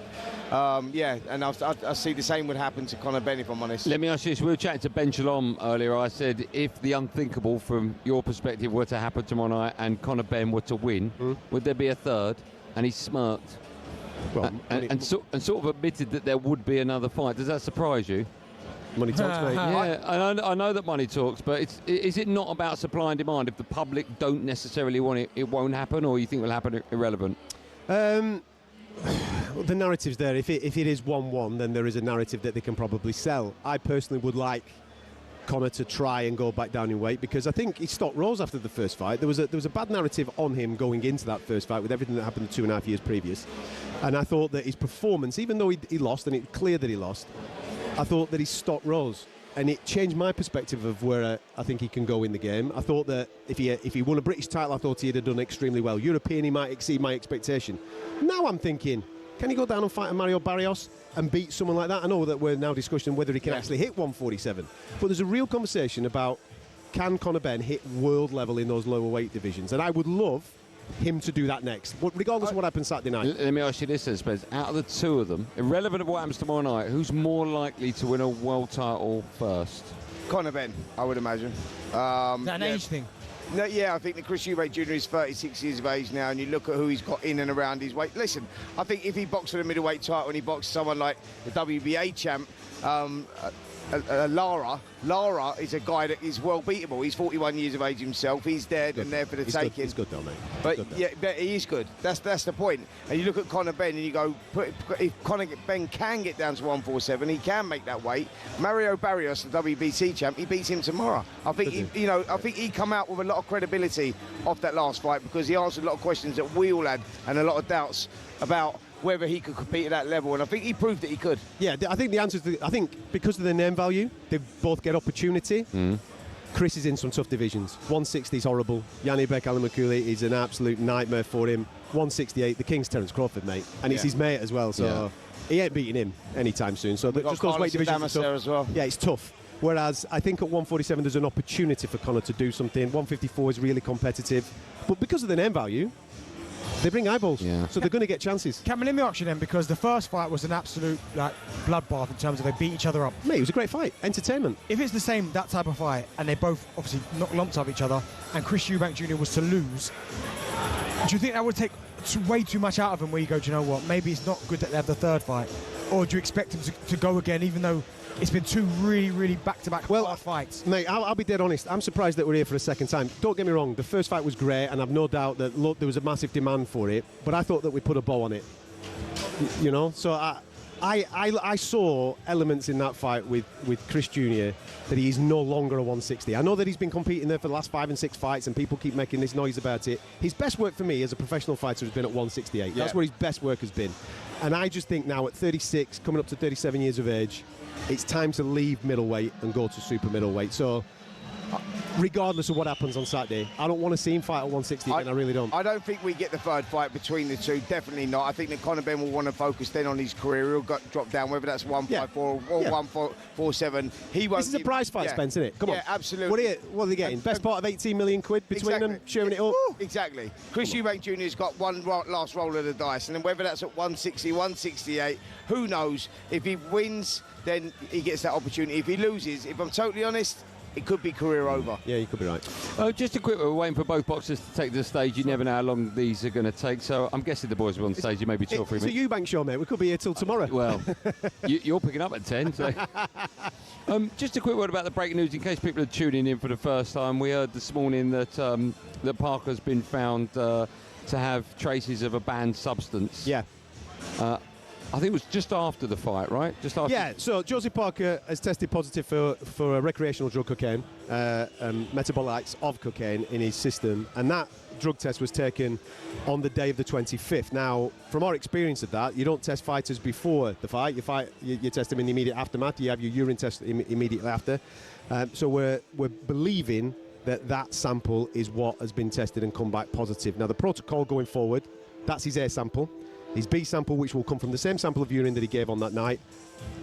Josie Parker has the right for that to be tested. Once that is tested, whatever that result is, 9 times out of 10 it is the exact same as the A sample because it's come from the same sample of urine, then there will be a protocol to adhere to going forward. The problem is, and we've seen this with the Conor Benn case, is that this is a sample that was collected by voluntary anti-doping on UK soil with a fight that was sanctioned by the WBO because that was a WBO title fight, but it was also overlooked by the British Boxing Board of Control. It's a mess. It's an absolute mess. But for right now, let's just wait until we find out what the situation is with that B sample. Let's hear from Joseph Parker. I know that we heard from Queensbury, who put that event on. We heard from them a little bit earlier on, stating that they're not going to make any comments as of right now. Let's go through the protocol. But listen, it's not good news. No, good news. Watch this space. We are just moments away from Chris Eubank Jr. and Conor Benn take the stage. Why is it taking so long? Is it... Oh, well, there you go. As if by magic. I'll tell you what, I'm going to stop talking. Just a quick reminder, if you do have the option to watch the next 5 or 10 minutes on your TV, your smart telly, on your tablet or your phone, click onto YouTube now and go to talkSPORT Live and watch it all unfold. It's going to be priceless. Right. Time now for this evening's main event as we get Chris Eubank Jr. and Conor Benn's weights ahead of their rematch. It's live on talkSPORT and DAZN tomorrow night. Don't forget, as I mentioned, you can head over to talkSPORT's YouTube channel and watch along with us right now. Let's hand over to our dream team for more. The wonderful Spencer Oliver. And first up, Adam Cattrall. Thank you very much, Mr. Goldstein. As you can hear there, Mr. Buffer is just addressing the crowd, so we'll hear from him and then we'll get stuck into it when these two gentlemen join us on stage for the ceremonial weigh-ins. Of course, the officials took place a little earlier on today. The General Entertainment Authority and Saudi Boxing Federation, His Excellency Turki Al-Sheikh. This is a presentation of Riyadh Season. Sella, the Bible of Boxing Ring Magazine, promoters Eddie Hearn for Matchroom Boxing and Ben Shalom for Boxer. Sponsored by Everlast.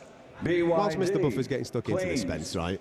What do you make of the break of now having ceremonial weigh-ins compared to just having a straightforward official?